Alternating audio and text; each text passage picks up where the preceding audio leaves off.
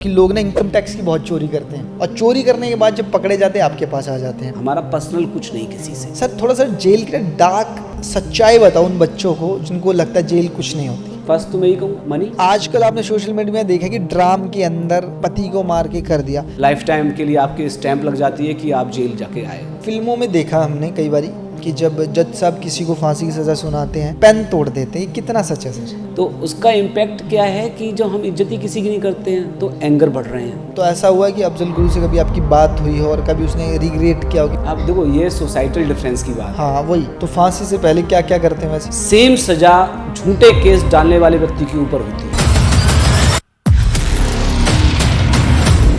Hello everyone, तो आज मैं आपको मिलवाने वाली हूँ मिस्टर कन्हैया सिंगल जी से। अगर आप अपनी लाइफ में कुछ कर दिखाने का जज्बा रखते हैं तो इन्हें सुनकर वो मोटिवेशन आपको मिलने वाली है। तो चलिए मिलते हैं सबसे पहले सर से। सर कैसे हैं आप? बहुत अच्छे, धन्यवाद। तो मैंने ऐसा सुना है सर, इस प्रोफेशन में आने के लिए आप में ये प्रेरणा कहाँ से आई और लगभग कितना समय हो गया इस प्रोफेशन में आपको? समय की बात करें तो 19 ईयर्स हो गए हैं।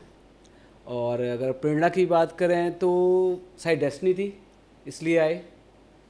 और आने के बाद लगता है हाँ कि न्याय के लिए कुछ करना चाहिए और वो प्रेरणा देता रहता है। और मैं इस वजह से प्रोफेशनल बना हुआ हूँ। 19 ईयर्स हो गए। मेरे क्लाइंट्स, मेरे जानने वाले सारे जानते हैं इस वजह से कि क्या है वजह है कि वो चाहते हैं कि मैं उनके केस में हूँ और क्यों वो मुझे इतना पसंद करते हैं, प्यार करते हैं। तो सबसे पहले मैं आपको बता देता हूँ, जो हमारे सर हैं वो दिल्ली से आए हैं और हाई कोर्ट और हमारे 30 हज़ारी कोर्ट में हमेशा ही वो मिलते हैं हमें। और उसके साथ साथ मैं बता देता हूँ 250 किलोमीटर चल के आए हैं और हमें बहुत अच्छा लगा कि चीज़ों को आज वो बताने वाले हैं बहुत अच्छे से। तो सर एक बात बताइए, आने में कोई तकलीफ तो नहीं हुई? नहीं, कोई तकलीफ थोड़ी नहीं। सी हम वर्बली बातें करें क्योंकि ना सर का टाइम ना बहुत कीमती है और मैं चाहता हूँ कि दुनिया को पता चले कि भाई हमारा लॉ है, जो हमारे जज साहब हैं, वकील हैं। लोग वकीलों से बहुत डरते हैं सर, क्यों? नहीं, ऐसा तो नहीं है। मुझे तो नहीं लगता लोग वकीलों से डरते कई हैं। बार क्या होता है ना कि छोटा सा केस होता है और उसमें सालों लग जाते हैं और लोग कहते हैं यार कि तारीख पे तारीख मिल रही है, मुझे ऐसा लग रहा है कि भाई वकील जो होते हैं वो पैसा खाने के लिए हमें तारीख दिलवाते हैं। कितना सच है सर ये? इसमें किसी एक को बोलें कि वकील या कोई एक लोग जिम्मेदार है तो नहीं है। हाँ, रीज़न है कि मैं अपनी फैटर्निटी से किसी के लिए कुछ कह नहीं सकता, बट उसके बहुत सारे रीज़न अगर मैं बताने चाहूँगा तो मुझे लगता है टाइम कम पड़ जाएगा। लेकिन एक बात कह सकता हूँ कि जब भी अपना वकील चुनें, जब आप एक बाज़ार में जाते हैं, एक छोटा सा सामान लाते हैं, डॉक्टर को दिखाने जाते हैं तो पूछते हैं डॉक्टर कैसा है, तो एक बार चेक कर लें वकील आपका अच्छा हो। तो सर ये प्रेरणा आपको कहाँ से मिली कि मुझे भाई एडवोकेट ही बनना है, या फिर शुरू से आपने सोच रखा था कि भाई न्याय के लिए लड़ने के लिए मुझे एडवोकेट ही बनना पड़ेगा? नहीं, ऐसा तो नहीं है। I just fall in trap. तो मैं तो सीए बनना चाहता था, लेकिन डेस्टिनी को था कि नहीं भाई आप एडवोकेट बनिए, आप लॉ में कुछ करिए, तो डेस्टिनी लेके आई। तो मैं ये नहीं कहूँगा कि मैं शुरू से लॉयर बनना चाहता था, बिजनेस बैकग्राउंड से मैं बिलोंग करता हूँ। लेकिन 2006 में मैंने लॉ पास की। 2006 में पास करने के बाद से मैं प्रैक्टिस में हूँ।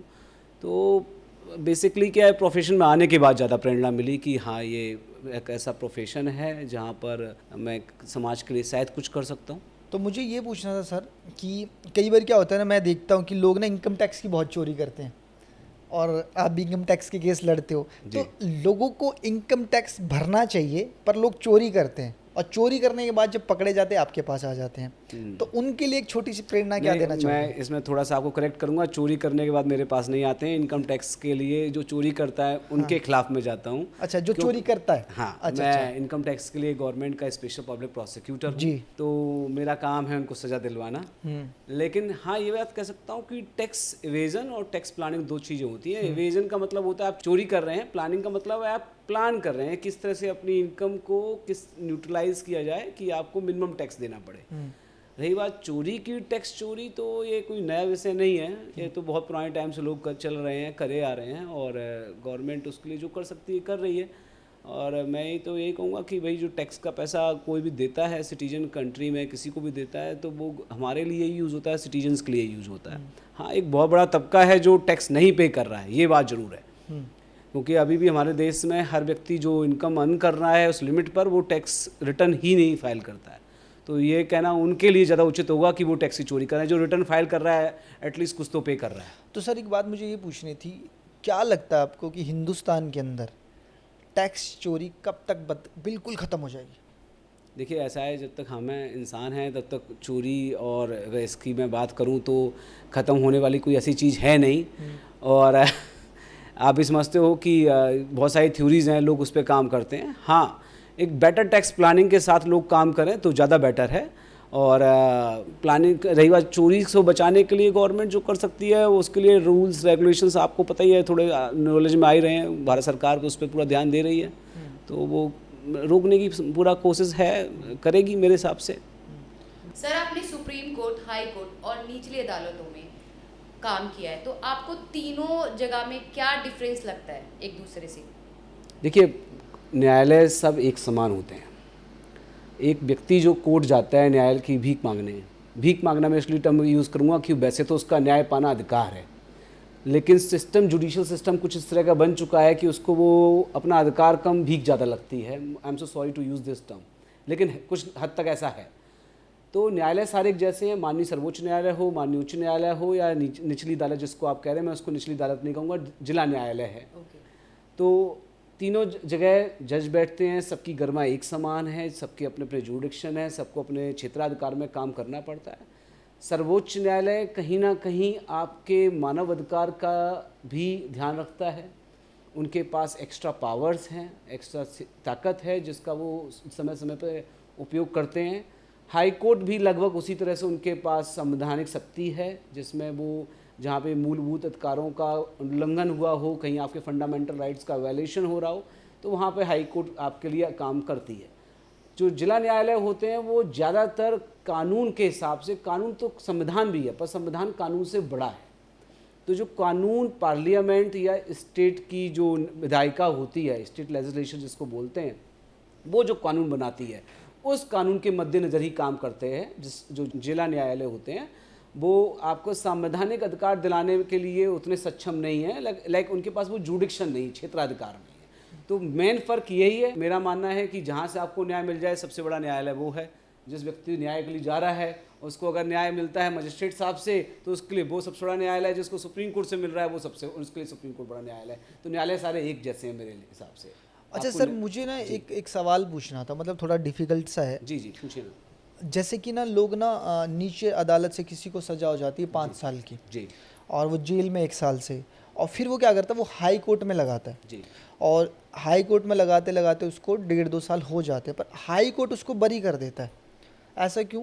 क्या नीचे वाले जो कोर्ट हैं मतलब वो ढंग से डिसीजन नहीं दे पाए, या फिर हाई कोर्ट ने अच्छे से किताब पढ़ी? देखिए इसमें ये नहीं कि हाई कोर्ट ने बहुत अच्छी तरीके से किताब पढ़ी और नीचे वाले जज ने अच्छी तरीके से किताब नहीं पढ़ी। जी, मापदंड के हिसाब से चलें तो आप ऐसा कह सकते हो। जो आपने कहा, मैं आपकी बात से मतलब एज अ लेमैन सहमत हो सकता हूँ, लेकिन एज अ वकील सहमत नहीं हो सकता। जी जी क्या होता है कि जो गलतियां हैं ना वो इंसान ही करते हैं। जी। जो जज की कुर्सी पे बैठे हैं वो आफ्टर ऑल इंसान ही है। मेरी अंडरस्टैंडिंग किसी चीज़ को लेकर क्या है, हो सकता है वो अंडरस्टैंडिंग आपकी ना हो। मेरे लिए जब सन राइज हो रहा है तो वो इम्पॉर्टेंट है, हो सकता है आपके लिए सनसेट इम्पॉर्टेंट।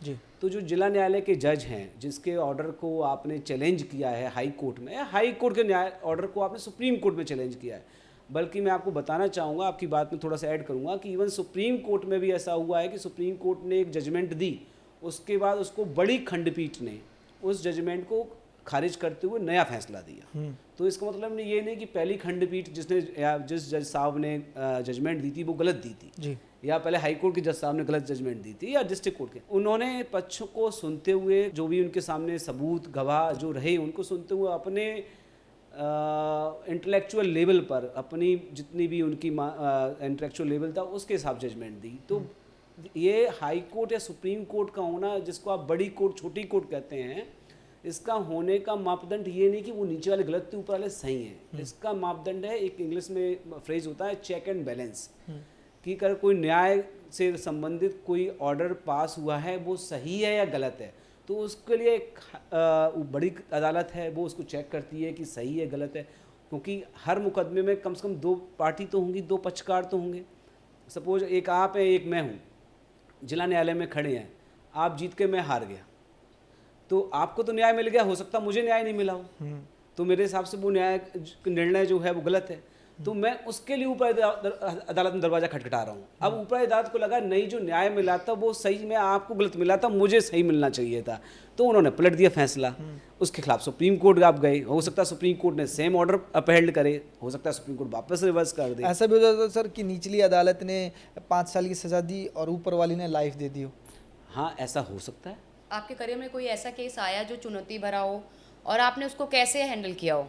देखिए, मेरे कैरियर में बहुत चुनौती भरे केस आए हैं, क्योंकि मैंने बहुत सारे क्रिमिनल केस किए हैं, जिसमें मल्टीपल मर्डर्स केस भी किए हैं, मतलब एक टाइम में 5 मर्डर केस भी किए हुए हैं। लेकिन 2-3 केस हैं जो आपकी कितना आत्मा को छूते हैं।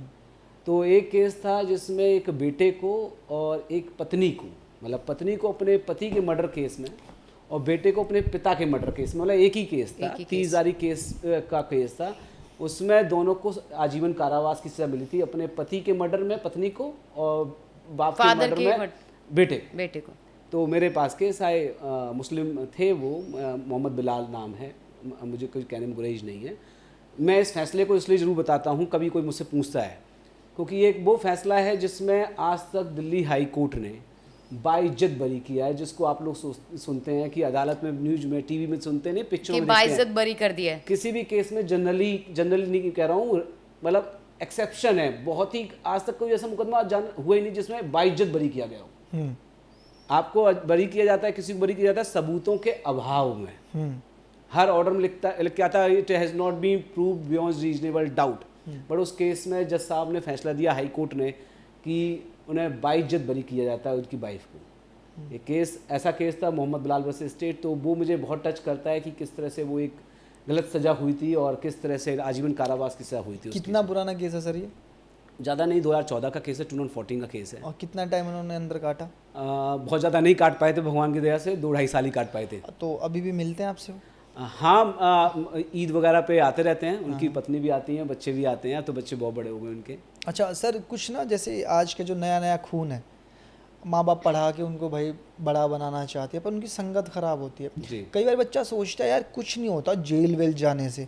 सर थोड़ा सा जेल की डार्क सच्चाई बताओ उन बच्चों को जिनको लगता है जेल कुछ नहीं होती। देखो, जेल अच्छी जगह नहीं है, इसलिए अच्छी जगह नहीं है आप सोचो कि वहाँ जाके कोई आपके संग गलत काम होंगे या गलत बात होगी, मार पिटाई होगी। जेल इसलिए अच्छी नहीं है क्योंकि आपके कैरियर पे सबसे ज़्यादा इम्पैक्ट डालती है। अगर एक बच्चा जेल जाता है तो उसका कैरियर ख़राब होता है। फैमिली ठीक है जो है भुगत लेगी, सबसे पहले तो अपना कैरियर होता है, लाइफ टाइम के लिए आपके स्टैंप लग जाती है कि आप जेल जाके आए हो। बाकी जेल क्यों अच्छी नहीं मैं बता सकता हूँ, क्योंकि आप ये समझ के चलिए, छोटे बच्चों के लिए मैं खास तौर पे कहूँ, छोटे बच्चे का मतलब यहाँ पे 10-12 साल के बच्चे से नहीं है, 16 से 25 साल के बच्चों को भी मैं, मतलब मेरी उम्र को देखते हुए 16 से 22-23 साल को भी बच्चा ही कहूँगा मैं जी, क्योंकि यंगस्टर्स हैं, यंग ब्लड्स हैं, कि वहाँ पर वो उस तरह के अपराधी भी हैं, क्रिमिनल्स भी हैं जो मल्टीपल केसेस में जेल गए हैं, कि कोई भी रीज़न रहा हो। मैं ये नहीं कह रहा हूँ वो भी गलत है, मैं कतई ये कहने की कोशिश नहीं मेरी कि वो गलत है, कि उनकी पॉवर्टी की वजह से, उनकी जिस तरह से परवरिश हुई वो उनके कंट्रोल में नहीं थी। माँ बाप वही रिक्शा चलाता है फादर, बेटा वहीं झुग्गी में पैदा हुआ है, झुग्गी में बड़ा हुआ, उस तरह से बढ़ा, तो उस तरह की परवरिश ही नहीं हो पाई, एजुकेशन मिल नहीं पाई। अब वो चोरी करने लगा या छुरी मारने लगा कुछ। अब उस तरह के व्यक्ति के साथ जाके जो हम कहते हैं सभ्य समाज का बच्चा, एक लड़का गलती से जेल चला गया, तो रहना तो उन्हीं के बीच में पड़ेगा। तो ये तो हम जनरली जानते हैं कि जिसके जैसे के बीच में बैठेंगे हम वैसे बन जाएंगे। बिल्कुल बिल्कुल। आप साधु के बीच में बैठोगे साधु बनोगे। आप मतलब कहते हैं ना कि आप 10 लोग दोस्त सिगरेट पीते हैं तो 11वां अपने आप सीख जाता है। संगत का फर्क पड़ता है। संगत का फर्क पड़ता है। एंड संगत के अलावा क्या है, कहीं ना कहीं मैं आपको बताऊँ कि 2009 से 2012 तक मैं Delhi high court legal service committee की तरफ से जेल विजिटिंग एडवोकेट था। तो 3 साल मेरी ड्यूटी तिहाड़ जेल नंबर 3 में रही। मतलब तिहाड़ जेल तो तिहाड़ जेल है, उसमें कई सारी जेल हैं। उसमें जेल नंबर 3 सबसे बड़ी जेल है, क्योंकि उसमें हॉस्पिटल है, बाकी सब कुछ है, फांसी घर भी उसी जेल में। तो 2009 से 12 तक मैंने बहुत करीब से जेल को देखा, जितने करीब से कोई जेल में मतलब जेल जाके रहता है उतना ही ऑलमोस्ट मैंने भी देखा, क्योंकि मेरे हफ्ते में 2 दिन विजिट थी, मैं 3 घंटे वहाँ रहता था। मैंने बैरक्स में देखी, मैंने हॉस्पिटल्स देखे, तो वहाँ पे क्या एक निगेटिविटी जो है ना वो भरी पड़ी है। उसका रीज़न है कुछ व्यक्ति वो हैं, और मैं मानता हूँ कम से कम 25% 30% लोग वो हैं जिन्होंने क्राइम किया नहीं फिर भी जेल में। तो उनके अंदर निगेटिविटी है, उन्हें लग रहा कि न्याय नहीं मिल रहा, तो वो फ्रस्ट्रेट है। कुछ लोग ऐसे हैं जिन्हें जेल बहुत पसंद आती है, जो जेल में ही रहना चाहते हैं, बार बार क्राइम करते हैं, तो उनके लिए वो नेगेटिविटी को दूसरी तरह से बढ़ाते हैं। वो बताते हैं कि नहीं जेल बहुत अच्छी जगह है, आप आओ, आने चाहिए, जेल से क्या फर्क पड़ता है। तो उस तरह से आपकी नेगेटिविटी बढ़ती है। तो इस तरह से जो कुल मिला के जेल ऐसी जगह नहीं है जिसमें आपको जाना चाहिए। हाँ, एक चीज़ और मैं इसमें ऐड करना चाहता हूँ, आपने चूँकि सवाल मेरे दिल वाला पूछ लिया है। मेरा मानना है कि एटलीस्ट आफ्टर 10th स्कूल्स में लीगल एजुकेशन कंपलसरी करनी चाहिए। नॉट लाइक टू टीच और ट्रेन अ लॉयर, वकील की तरह नहीं बनाना है, बेसिक्स बताने हैं जो बेसिक्स बच्चों को नहीं पता होते हैं। क्या 16 साल की लड़की और 18.5 साल का लड़का जानता है कि अगर वो सेक्सुअल रिलेशनशिप में आते हैं तो ये एक ऑफेंस होता है? नहीं पता उनको, नहीं पता। लेकिन जब पकड़े जाते हैं या कोई वजह हो जाती है तो वो जेल काटता है, और वो ऑफेंस लगता है उसको। वो ऑफेंस लगता है, 5-5 साल 8-8 साल लाइफ तक काटने पड़ जाती है। और फिर बच्चे कहते हैं कि पापा नहीं मुझसे तो बात करती थी, नहीं वो मेरे से हो जाएगी, और बाद में फिर धारा कुछ और लग जाती है। नहीं, धारा क्या है, कानून ही ऐसा है। कानून तो चाइल्ड फ्रेंडली बनाया है ना, चाइल्ड को सेव करने के लिए बनाया है। लेकिन उसमें मुझे लगता है कि कहीं ना कहीं सिस्टम का एक छोटा सा फेल्योर लगता है मुझे। इसमें सिस्टम का मतलब कोई एक गवर्नमेंट से नहीं है, ये सिस्टम का मतलब ओवरऑल। मतलब आप ये कहना चाहोगे एक स्कूल के अंदर 1 घंटे की एक क्लास 16 साल के बाद या फिर 15 साल के बाद, 15 साल के बाद, 15 साल के बाद एक, या एडवोकेट को बोल लेते हैं कि एडवोकेट को एक क्लास देनी चाहिए कि भाई ये क्राइम होता है, ये करोगे तो ये हो जाएगा। और जो देखो मुझे ऐसा लगता है जो लड़का लड़की पायल आज के दिन लिविंग में रहते हैं कॉलेज के बाद या चीज़ों के बाद, और तकरीबन क्या है ना, एक तरह से रेप केस लग जाता है। बिल्कुल रेप केस है। और देखिए आप देखें, जैसे आजकल इंडस्ट्रियल में एक POSH एक्ट होता है, prevention of sexual harassment at work place. Work place पे हरेसमेंट से रिलेटेड उसकी ट्रेनिंग्स होती हैं, क्योंकि पहले पता नहीं था कि आपने आपकी लेडी वर्कर है साथ में, आपने उसको बोल दिया बहुत अच्छी लग रही हो, खराब लग रही हो, उसने किस तरह से लिया उसको। अब आपका इंटेंट भी इंपॉर्टेंट था, तो अब वो ट्रेनिंग दी जा रही है, उसकी ट्रेनिंग्स होती हैं, गवर्नमेंट भी कराती ट्रेनिंग। मैं आपकी बात बीच में काटूंगा। अभी की बात है, भारती, आपने देखा कॉमेडी भारती, उसके घर में एक मेड काम करती थी, तो भारती व्लॉग बनाती है। उसने क्या किया, अपनी मेड को तैयार किया और अपने सेट पे ले गई। अब वो थी गांव से, अब मैं ये नहीं बोलूँगा भाई गांव वालों को मैं छोटा नहीं दिखा रहा, पर गांव से थी, उनका घर में समाज था एक अपना। तो उसने क्या किया, जो उसकी मेड थी ना वो किसी हीरो की गोद में आ गई और हीरो ने उसकी चुम्मी ले ली। उनके घर वालों ने देख ली वीडियो, रातों रात बुला लिया, भारती का घर छोड़ के वो अपने गाँव चली गई और वहाँ से लीगल एक्शन केस कर दिया भारती में कि भाई हमारी लड़की के साथ छेड़छाड़ हुई है और गलत चीज़ें हुई। ये हो सकता है कि इस मिसयूज़ का भी हो। मिसयूज़ डज नॉट मीन कि मिसयूज़ का मतलब है यहाँ प्रोविजन का मिसयूज़ खुद किया गया हो। मैं कोई केस आप जैसे बता रहे हैं तो अंडर ट्रायल होगा या इन्वेस्टिगेशन होगा, तो मैं कोई नहीं होता। नहीं, वो वीडियोस वायरल होगी ना सर। क्या था ना कि वो जो हीरो था, जो लड़का था, उसने गोद में लेकर उस मेड को घुमाया और उसके गाल पे किस कर दिया। देखो घुमाया किस किया, किस इंटेंशन से किया, अभी भी एक इम्पॉर्टेंट चीज़ है, क्योंकि जो दिखता है जरूरी नहीं वो सच। गांव के जो लोग हैं उनको क्या इंटेंशन समझाओगे? उनके लिए तो ये था ना कि मेरी बेटी नौकरी करने शहर में गई है और इनकी हिम्मत कैसे हो गई कि इन्होंने कहा दिया कि गोदी में उठा, घुमाया कैसे? अब देखो ये सोसाइटल डिफरेंस की बात है। हाँ वही, आप सोसाइटल डिफरेंस तो हमारे लिए अभी भी बहुत बड़ी चुनौती है। मतलब मैं कहूँ कि आज हम सोसाइटल डिफरेंस को दूर कर देंगे, नहीं कर सकते हैं। हम दिल्ली में भी रहते हैं, तो अगर आप सेंट्रल दिल्ली से 5 किलोमीटर आगे और 5 किलोमीटर पीछे जाते तो सब बदल जाती है। जाओ सर, अभी हम थोड़े दिन पहले हमारे गाँव गए थे, तो पायल थी मेरे साथ और कृतिका भी थी। तो पायल ने ना एक जीन्स टॉप पहना हुआ था। जब हम वहाँ से गुजरते हैं तो जो हमारे बड़े बूढ़े हैं, हम ये नहीं कहते भाई उनकी सोच हम नहीं चेंज कर सकते, वो कानों में बातें करते, देखो इसने क्या पहना हुआ है, ऐसी ऐसी बातें आज भी होती हैं, आज भी वो वहीं पे हैं। अगर आप उनको बोलोगे शहर में आ जाओ, जैसे मैं अपनी दादी को शहर से यहाँ लेके आया था, वो बीमार हो गई, उनको ना बातें करने के लिए कोई लोग चाहिए, उनको टीवी नहीं चाहिए, उनको फ़ोन नहीं चाहिए, उनको एक बंदा चाहिए जो उनके साथ बैठ के बातें करे। तो सारी चीज़ें ना व्यवहार की और बातों की, जैसे आप कह रहे हो। देखो उसमें इसीलिए कानून और मोरलिटी, मोरलिटी को हिंदी में क्या कहेंगे मैं थोड़ा नहीं समझ पा रहा हूँ, लेकिन वो दोनों अलग है। मोरल क्राइम नहीं हो सकता, पर कुछ क्राइम ऐसे जिसमें मोरलिटी इंपॉर्टेंट हो जाती है। अच्छा सर, फिल्मों में देखा हमने कई बारी कि जब जज साहब किसी को फांसी की सज़ा सुनाते हैं तो पेन तोड़ देते हैं, कितना सच है सर? देखो ये पुराना, एक बहुत पुराना ट्रेडिशन था। हाँ। कि मतलब ठीक है, जब डेथ सेंटेंस थे तो निब वाले पेन होते थे, तो स्याही में डुबो के और जज साहब ख़त्म कर देते थे कि ठीक है भाई ये this pen should not be used any more, मतलब ये पेन दोबारा यूज़ नहीं होना चाहिए जी। लेकिन अब ऐसा कुछ नहीं होता, क्योंकि अपना साइन होते हैं केवल जजमेंट पे, जिसमें जज साहब से अपनी जजमेंट पे साइन करते हैं, कोई ऐसा पेन तोड़ने ऐसा कुछ नहीं है। और जो भी अगर जिला न्यायालय से सज़ा जो होती है फांसी की, वो पहली कोर्ट जिला न्यायालय ही होता है, सेशन जज साहब जिनका नाम होता है सेशन जज। तो जब वो फांसी दे भी देते हैं ना, तो फांसी वहाँ पर कन्फर्म नहीं होती, तो हाई कोर्ट जाएगा। जज साहब को खुद एक रेफरेंस भेजना होता है हाई कोर्ट में, उच्च न्यायालय में। जब 2 जज की खंडपीठ उस निर्णय को मान लेती है, तब वो फांसी बनती है। तो सर लास्ट फांसी हमारे हिंदुस्तान में कब हुई थी? लास्ट फांसी मुझे जितना याद पड़ता है कि शायद निर्भया केस निर्भया केस में हुई थी। तो आप सर जो वो कैदी थे, हाँ। आपने उनको देखा कभी लाइव?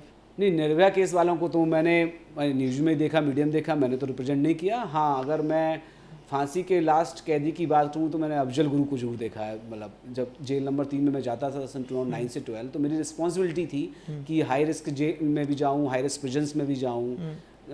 तो उन समय में जाता था कि किसी को लीगल एड की ज़रूरत हो तो ऐसा हुआ है कि अफजल गुरु से कभी आपकी बात हुई हो और कभी उसने रिग्रेट किया हो कि मुझसे बहुत बड़ी गलती? रिग्रेट जैसी तो कोई ऐसी बात नहीं। हाँ, बात जरूर हुई, मैंने पूछा हुआ है अफजल गुरु से कि भाई आपको जेल में क्या कैसे, क्यूरियोसिटी भी थी कि लाइक भाई लोग कहते हैं टेररिस्ट है और टेररिस्ट के केस में बंद भी है, तो नो सिंपैथी वाली बात है। लेकिन फिर भी as a legal aid lawyer, हमारे लॉयर्स के लिए हम सभी, हमारे लिए जितने लोग सब इक्वल है। हमारे लिए कोई कन्विक्ट नहीं है, कोई ये नहीं कि मतलब ये इनोसेंट है। हमें तो अगर लीगल एड देना है तो हमें तो, जैसे कसाब को भी लीगल एड दिया गया, कसाब भी पकड़ा गया, लेकिन कानून के हिसाब से, भारतीय संविधान के हिसाब से उसका अधिकार था कि उसको वकील मिले, उसको वकील मिला। तो उसी तरह से जो न्याय प्रणाली है उसमें लीगल एड एक चीज़ है, तो लीगल एड के थ्रू मैं गया था, तो बात हुई थी।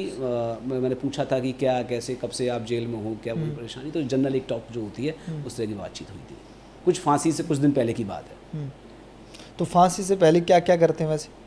एक दिन पहले, जैसे कि आज फांसी है, नहीं, एक दिन पहले तो नहीं बात हुई थी, क्योंकि आई थिंक नहीं, जैसे 1-2 घंटे पहले की क्या प्रक्रिया आपको पता थोड़ी बहुत? हाँ, देखो प्रक्रिया तो वही है, थोड़ा सा जितना हमें अंडरस्टैंडिंग है, एक टाइम फिक्स होता है, उस टाइम पे ही वारंट एग्जीक्यूट होता है, तभी फांसी दी जाती है। तो जेल नंबर 3 में, तिहाड़ के अंदर जेल नंबर 3 है, उसी में फांसी का तख्ता है। ऐसा नहीं कि तिहाड़ की हर जेल में फांसी का तख्ता है, एक ही जेल है, जेल नंबर 3, उसमें फांसी का तख्ता है। तो जो फांसी दी उसी में दी जाती है। तो उसका एक पूरा SOP टाइप से है, गाइडलाइंस हैं कैसे कैसे फॉलो होता है, उसके लिए रस्सी का, सब कुछ का, जल्लाद का, हर चीज़ के अरेंजमेंट है। अच्छा सर, एक बात मुझे ही पूछनी थी। अब देखो बहुत सारे लोग मुझे देख रहे हैं, सुन भी पा रहे हैं, आपको हायर करने के लिए कितना अमाउंट होना चाहिए? फीस आपकी अलग अलग है या फिर एक फिक्स अमाउंट होता है वकील का, या फिर नहीं होता? देखिए, फिक्स अमाउंट तो वकील का हो नहीं सकता। उसका एक रीज़न है कि कितनी सर्विस चाहिए। अच्छा, है ना? आप पर सर्विस करते हो?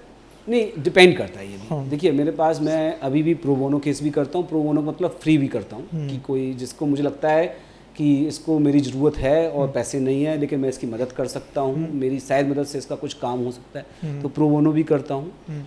इसके अलावा ये बोलें कि कोई मेरा फिक्स ऐसा नहीं है कि कोई क्लाइंट करा जी मेरे पास पैसे नहीं वकील साहब, या कम पैसे तो मैं काम नहीं कर सकता। मुझे लगता है कि केस में कुछ मैं कर सकता हूँ, उसकी मदद उसके लिए उसमें करते हैं। और कुछ ऐसे भी होते हैं जिनसे मुझे घर चलाना होता है, तो उनसे घर भी चलाने के लिए फीस लेनी पड़ती है। तो मिक्स है, जैसा मतलब देखो सर, मैंने अब तक जो पढ़ाई की है आपकी, आपने आज तक तकरीबन 100% सारे केस जीते हैं। नहीं, ऐसा तो नहीं है, कुछ तो हारे होंगे। जो मुझे पता लगा सर, देखो मैं तो उन्हीं की बात करूँगा। तो जैसे कि ना अभी क्या होता है ना कि कुछ लोग ऐसे होते हैं, आजकल रैकेट देखा होगा आपने, सेक्स रैकेट चल रहा है जिसमें लड़के लड़की को फंसा देते हैं। ऐसे कोई ग्रुप पकड़वाए सर आपने? नहीं, ऐसा एक ग्रुप तो नहीं पकड़ाया, पर केसेस किए हैं जिसमें फॉल्स एक्सटॉर्शन के केसेस थे। तो लड़की के ऊपर भी केस होता है? लड़की ऊपर भी केस होता है, अभी भी लाइक उसमें प्रॉपर केस होता है 186 का, लेकिन उसको और भी ज़्यादा यूज़ कर सकते हैं। वो तो कुछ थोड़ा कानून में लोग क्या होता है, केस में बरी हो गए, छूट गए, वो सोचते हैं अब कौन कोर्ट जाएगा, वो तो वैसे ही कोर्ट से परेशान हो चुके होते हैं, तो दोबारा कोर्ट कोई जाना नहीं चाहता है। अदरवाइज वो कोर्ट जाएँ तो अगर आप किसी भी केस में झूठे गवाह देते हो, झूठे बयान देते हो, तो जितनी सजा जिस अपराध के लिए आपने केस दाखिल किया था, सेम सजा झूठे केस डालने वाले व्यक्ति के ऊपर होती है। मतलब मैं एग्जांपल के तौर पर आपके ऑडियंस को बता सकता हूं, जैसे कि मैंने आपको फंसाने के लिए गया और मैं बरी हो गया, हाँ, और मैं दोबारा आप पे केस कर सकता हूँ? नहीं, मैं इस तरह से है कि जैसे आपने उस पर बोला कि इसने मेरा रेप किया है, रेप की सजा ज़्यादा से ज़्यादा सपोज उस अपराध, रेप बहुत तरह के हैं, उसके लिए मान लो आजीवन कारावास है, और कोर्ट पाती है कि ये केस झूठा था, ये इंपॉर्टेंट है, केस कोर्ट पाती है केस झूठा था, जब कोर्ट ये पाले कि केस झूठा है तो चाहे तो विक्टिम जो एक्यूज था पहले केस का, या कोर्ट चाहे अपने आप, दोनों तरीके से जिसने झूठा केस डाला था उस पर केस चला सकती है और उसको आजीवन कारावास तक की ही सजा दे सकती है। पर लोग करते नहीं ऐसा, जनरली नहीं होता, मतलब छोड़ के भाग जाते, बरी हो गए, बस निकलो। अब वो आप समझते हो ना कि मतलब ट्रैफिक में से जब आदमी निकलता है ना, मतलब एक ट्रैफिक के एग्जांपल दे सकता हूँ, तो वो सोचता हूँ मैं अपने घर जल्दी पहुँच जाऊँ, वो नहीं सोचता किस लिए ट्रैफिक लगाता। तो ये तो ट्रैफिक की बात है, जब तो लाइफ की बात है, तो दोनों जगह एक सेम चीज़ रहती है। सर जैसे कि एक लॉयर की जो लाइफ होती है ना, वो बहुत स्ट्रगल वाली होती है। उसे सुबह उठना होता है, कोर्ट में जाना होता है। कभी भी आपके दिमाग में ऐसा आया कि नहीं यार ये प्रोफेशन छोड़ देना चाहिए और मुझे कोई और प्रोफेशन में जाना चाहिए? जो प्रोफेशन तो दूसरा करने लायक रहे नहीं अब, लेकिन हाँ ये जरूर है, ये कभी कभार बड़ा फ्रस्ट्रेशन हो जाती है कि बस यार थक गए, मतलब लाइक आपको मल्टीपल लाइफ जीनी पड़ती हैं। मल्टीपल लाइफ एटलीस्ट देखिए, वकालत भी कई तरह की हैं। एक कॉर्पोरेट भी कहते हैं जिसमें ऑफिस में जाते हैं, उस वाली वकालत होती है। लेकिन जो लिटिगेशन लॉयर है, लिटिगेशन लॉयर मतलब जो वकील कोर्ट में जाते हैं, बहस करते हैं, केस करते हैं, उनके लिए कहीं ना कहीं पहले ही लाइफ होती है सुबह उठ के कोर्ट जाना, दूसरी लाइफ स्टार्ट होती है वहाँ से आके ऑफिस में आना। अब ऑफिस में भी 2-3 तरह की लाइफ होती है, केस बनाना, क्लाइंट को सुनना, फिर उसके बाद शाम को रात को बैठ के फाइल को पढ़ना। तो रात उसकी 11 बजे ख़त्म होती है, सुबह उसकी वापस 6 बजे चालू हो जाती है। तो ऐसा नहीं है, स्ट्रगल का तो है, लेकिन मेरे हिसाब से सभी स्ट्रगल कर रहे हैं, सब परेशान हैं। और एक अच्छा लॉयर बनने के लिए पहले शुरू बहुत स्ट्रगल करनी पड़ती है, बहुत पढ़ना पड़ता है। जो कॉलेज में पढ़ा उसकी कोई वैल्यू नहीं होती है एक्चुअल में, तो जो आप कोर्ट में आते हो वो जब समझते हो एक्चुअल पढ़ाई वो होती है। तो सर कभी ऐसा हुआ है कि जो आप क्रिमिनल केस लड़ते हो और जैसे आप केस जीत गए, सामने वाले को आपने बरी करवा दिया, तो जो क्राइम कर रखा हो जिसने और जिसको सज़ा दिलवाई, वहाँ से धमकी वमकी आती है? नहीं, देखिए ऐसा है कि 2 तरह से है। जैसे मैं सपोज विक्टिम की तरफ से लड़ रहा हूँ, हाँ, तो रेयर, कभी मेरे साथ रेयर को भी यूज़ करना गलत होगा, रेयरेस्ट होगा कि कभी एक्यूज साइड से किसी ने कुछ बोलने की कोशिश की हो।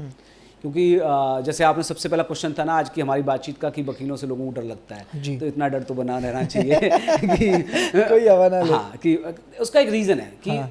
उस एक्यूज को भी कोई ना कोई वकील रिप्रेजेंट कर रहा होगा।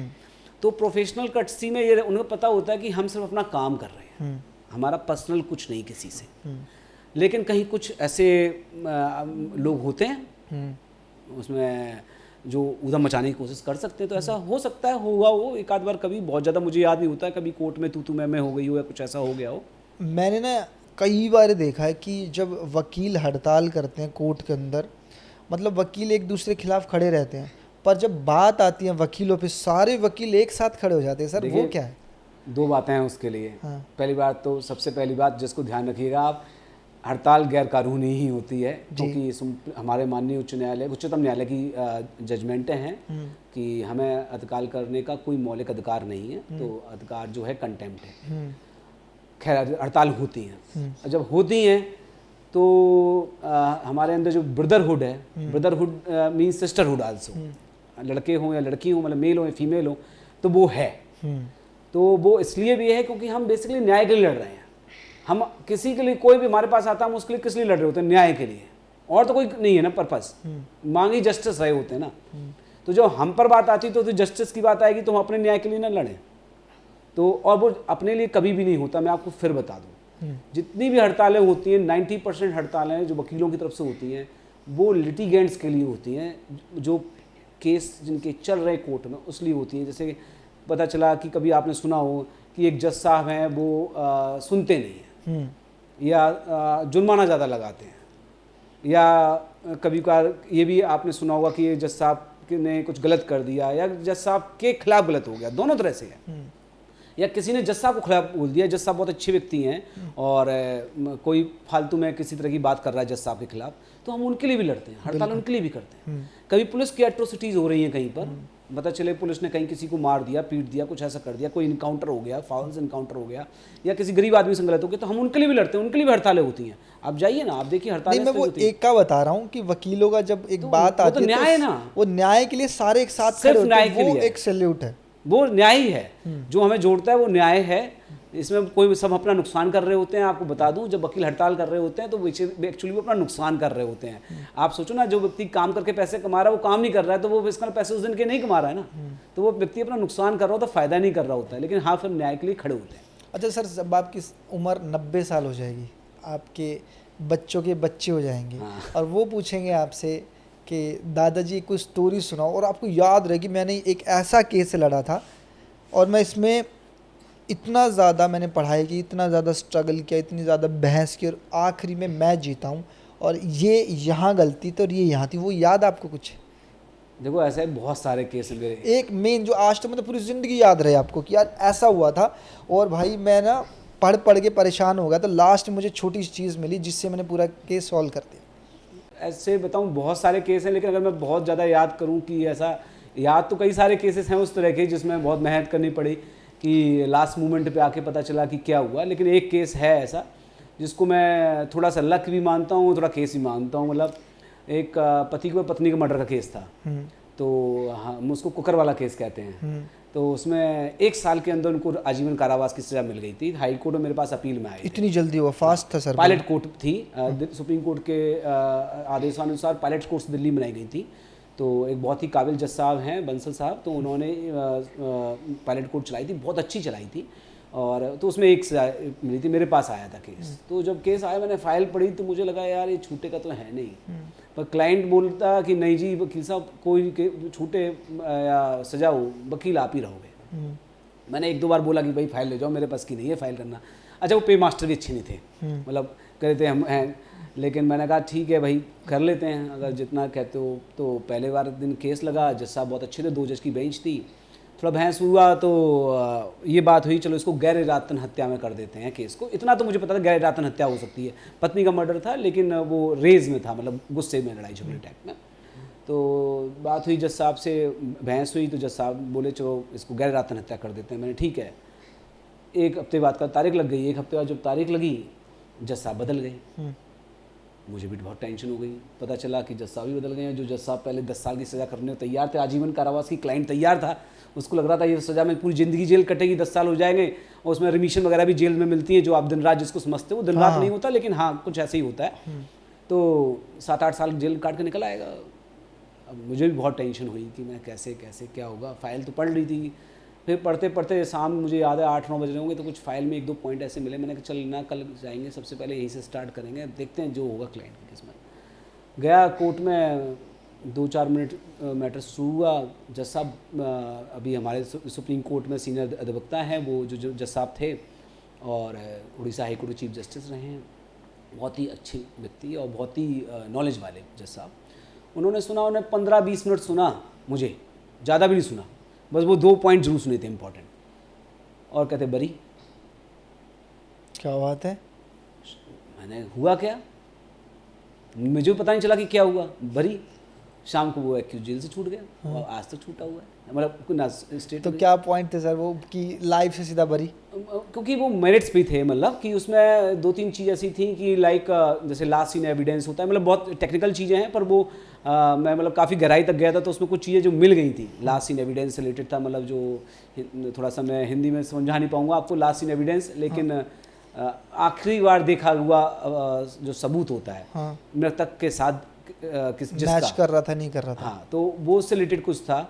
1-2 चीज़, एक बटन का पॉइंट था कि उसकी जो लेडी थी उसकी शर्ट की बटन थी, वो शर्ट की बटन कैसे मिली थी वो इम्पोर्टेंट था। जो उस बीच में घर का दरवाज़ा खुला था, उसके जो लेडी थी उसके फ़ोन पे किसी से बातचीत थी, उस बातचीत से पता चल रहा था कि जिससे उसकी बातचीत चल रही थी, जिसकी वजह से मर्डर हुआ, मतलब उसमें केस था एक्स्ट्रा मैरिटल रिलेशनशिप का, तो जिससे उस औरत की बात चल रही थी वो उस व्यक्ति की लोकेशन मृतक की मृत्यु होने से 10 मिनट पहले सेम थी, उसके घर के पास थी।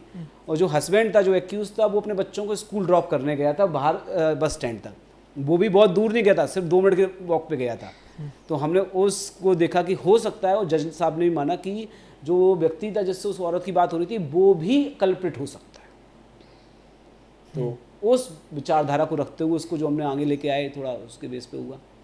खैर केस बहुत सारे हैं ऐसे, मतलब जो मतलब आपको लग सकता है जैसे मैं कहानियाँ सुना रहा हूँ। अच्छा, आप इनकम टैक्स की चोरी पे केस लड़ते हो, लास्ट कोई ऐसा इनकम टैक्स की चोरी पकड़ी गई जो करोड़ों रुपए में थी? और बहुत सारी अभी लास्ट का कोई जिसमें आपने अभी ऐसा है, मैं इनकम टैक्स का एक और छोटा सा एक नया एक्ट जो 2016 में, तो सर ये हज़ारों करोड़ की चोरी वाले केस लड़ते हो या 2-4 लाख वाले जो आते हैं जी सरकार जो तो ये देती है, सरकार जो आपको जो देती है। सरकार देती है वो मेरे हाथ में नहीं होता। लास्ट कितना बड़ा केस किया आपने? मैंने अभी एक 2800 करोड़ रुपए का केस किया है केपी ग्रुप वालों का, कमला पसंद ग्रुप वालों का केस किया 2800 करोड़ रुपए का, और अभी मैं कई सारे केस कर रहा हूँ।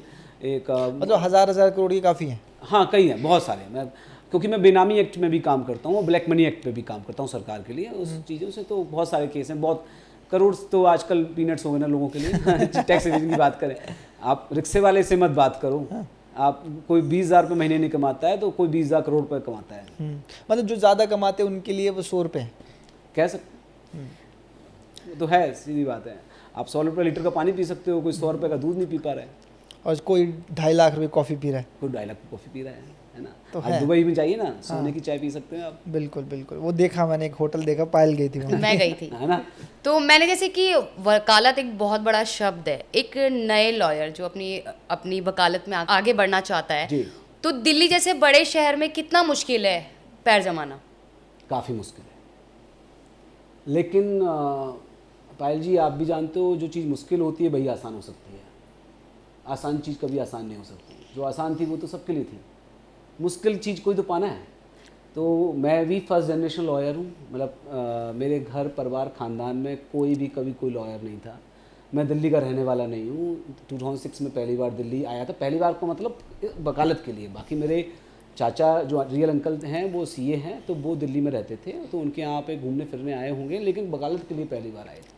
बहुत मुश्किल है, लेकिन दो ही इसके सिद्धांत है जिस पे आप चल सकते हो। मेरे हिसाब से वो वकालत के नहीं, वो किसी भी प्रोफेशन के हैं।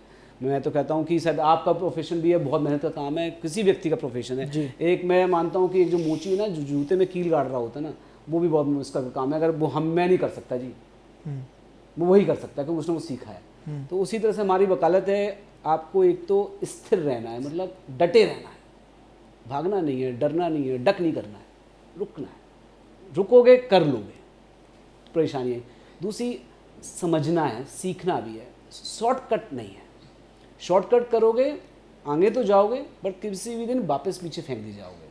पर मेहनत करोगे तो धीरे धीरे आप चलोगे, पहुंच जाओगे। शॉर्टकट का मतलब है आपने सोचा कि क्लाइंट आया उसको बेवकूफ़ बनाओ, इसको तो पता नहीं, इसको तो वकील दिख रहा है, उसको तो बैंड देख लिया, काली शर्ट कोट पहले वाइट शर्ट दिख रही है तो वकील साहब है, दो अच्छी बातें बोली, दो स्टाइल मारी, और आप पैसे वाले घर से तो आपने एक बड़ी गाड़ी भी रखी हुई है, मोबाइल भी रखा हुआ बढ़िया, क्लाइंट को लग रहा बड़ा वकील है और आपने उसका क्लाइंट से ले लिया।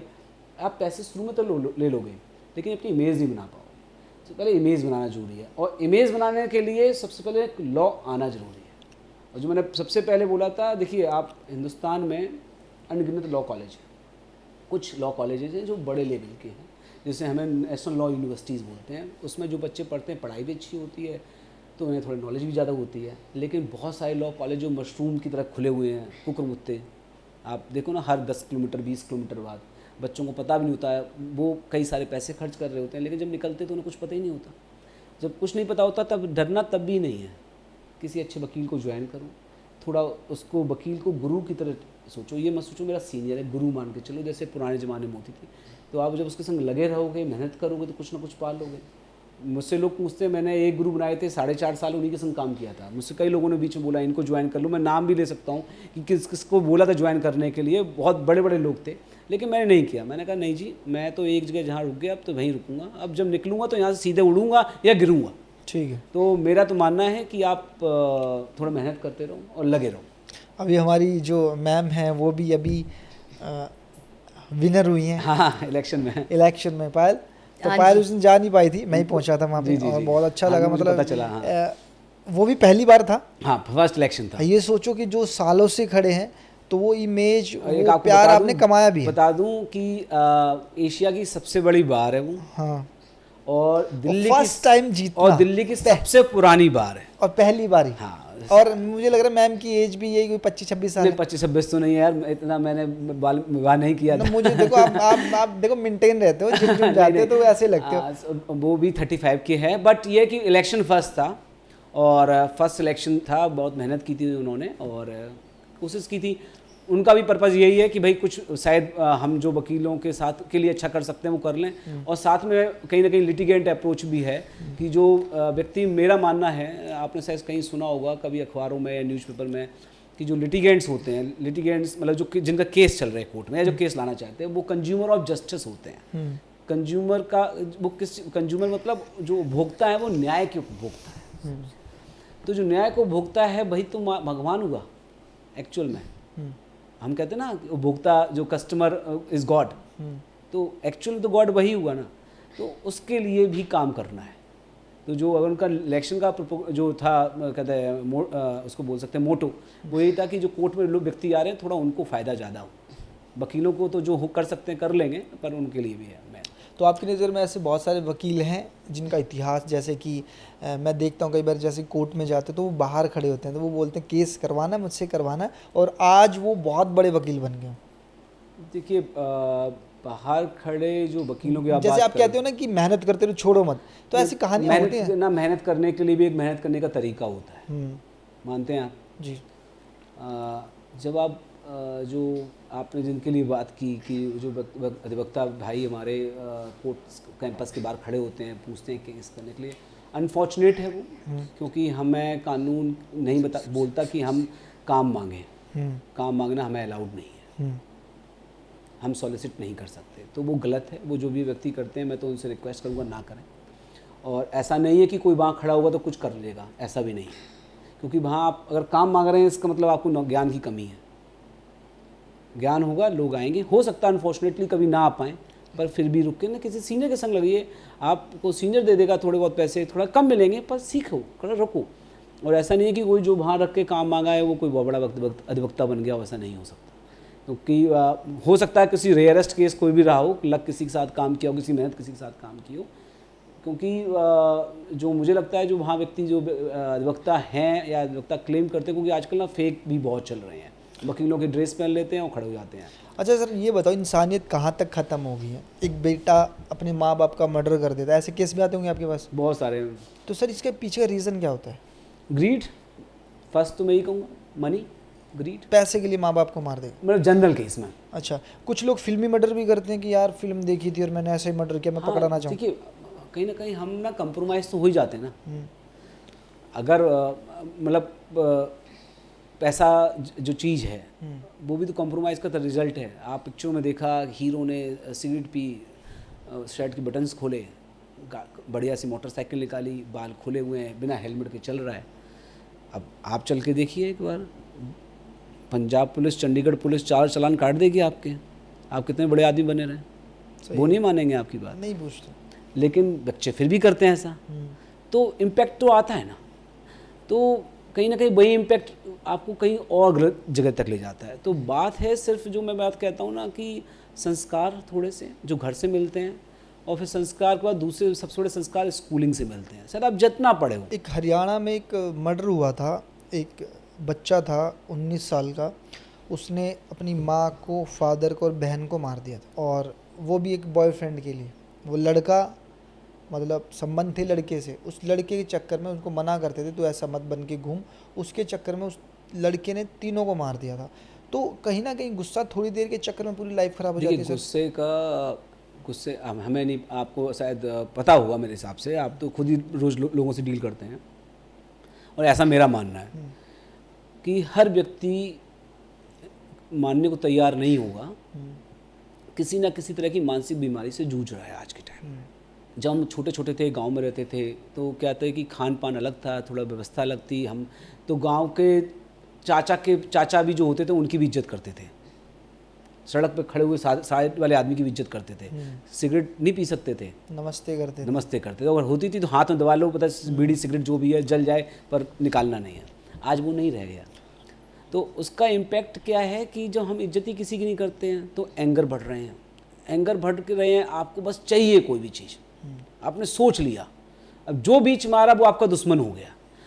अब उसमें क्या है कि बहुत सी बार नहीं बचा पाए हम किसी व्यक्ति को, नहीं समझ पाए कि व्यक्ति हमारा घर में जो है वो एंगर से जूझ रहा है या उसको एंगर डिसऑर्डर हो गया है, तो उसके लिए काउंसलिंग की ज़रूरत होती है। जैसे मैंने आपको कहा कि एटलीस्ट मैं पढ़े लिखे तबके या जो माँ बाप मैं उनके लिए आज मैं आपके माध्यम से संदेश ज़रूर दे सकता हूँ, मानना ना मानना उनका काम है, कि एटलीस्ट वो बच्चे जो स्कूल जा रहे हैं, अच्छे स्कूल जा रहे हैं, कुछ जा रहे हैं, तो उनको अपने स्कूल्स को बोलो कि जैसे मैंने लीगल नॉलेज के बारे में बताया था, इसी तरह से काउंसलिंग भी करवाई जाए। बच्चों को बहुत एंजाइटीज़ हैं, एक छोटे दूसरे बच्चे ने कुछ कह दिया उसकी एंजाइटी, फ्रेंडशिप टूट गई उसकी एंजाइटी। आप जानते हैं ना, फ्रेंडशिप टूटने तक से एंजाइटी है। मेरी फ्रेंड ने उस फ्रेंड से ज़्यादा बात कर ली, इस बात की एंजाइटी। उसके फिर कुछ ऐसी बात होती है वो घर पे चोरी करना शुरू कर देते हैं, और एक दिन ऐसा भी आता था माँ बाप को मर्डर भी कर देते हैं। मैं अभी खुद एक केस कर रहा हूँ, हस्बैंड ने अपनी वाइफ का और शायद 4 बच्चों का मर्डर किया घर पे ही। और मर्डर जो किया वो उससे जो कहते हैं जो मशीन होती है जिसको इलेक्ट्रिक वाली, हाँ ड्रिल मशीन, नहीं ड्रिल नहीं, काटने वाली कटर, हाँ, कटर जिसको वो कटर सीसॉ बोलते हैं, जैसे पेड़ काटते हैं। हाँ सर, वो कटर होता है। हाँ, उसको छोटे साइज वाली से, तो बच्चा छोटा जो था एक वो 9 महीने का था, वो भी मार दिया। तो कुछ एंजाइटीज होते, एंगर था, बाइपोलर डिसऑर्डर का केस था, सिजोफ्रेनिया भी हो सकता है। कुछ समझ ही नहीं पाया कि वो कुछ। अच्छा सर, मुझे ना एक सवाल का जवाब चाहिए आपसे, जो जितने भी लोग हैं सुन पा रहे हैं, जो लोग बैंक से लोन ले लेते हैं। अब एक पीछे एक मिस हैपनिंग हुई थी, एक फैमिली पूरी गाड़ी में गई और अपने पूरी फैमिली को जहर दे के मर गए, बैंक का लोन था उनके ऊपर। तो क्या बैंक सज़ा करवा के जेल भेज सकता है, या फिर कोर्ट कहता है कि भाई आप धीरे धीरे कमा के करो, मरना ज़रूरी नहीं है ना सर? देखिए, इसमें समझने की ज़रूरत है। आपको शायद याद होगा, पहले आज के 15 साल पहले के आसपास की बात होगी, 20 साल के आसपास, कि पहले बैंक वाले गूंस रखते थे और आके आपको लोन के लिए घर पे आके धमका सकते थे, मारपीट कर सकते थे, कार उठा के ले जाते थे और बहुत बदतमीजी भी कर सकते थे, रास्ते में भी गाड़ी उठा लेते, कुछ भी कर सकते थे। लेकिन अब सुप्रीम कोर्ट की जजमेंटें हैं और ऐसा कोई भी बैंक, कोई भी फाइनेंशियल इंस्टीट्यूशन आपसे फोर्सफुल रिकवरी नहीं कर सकता।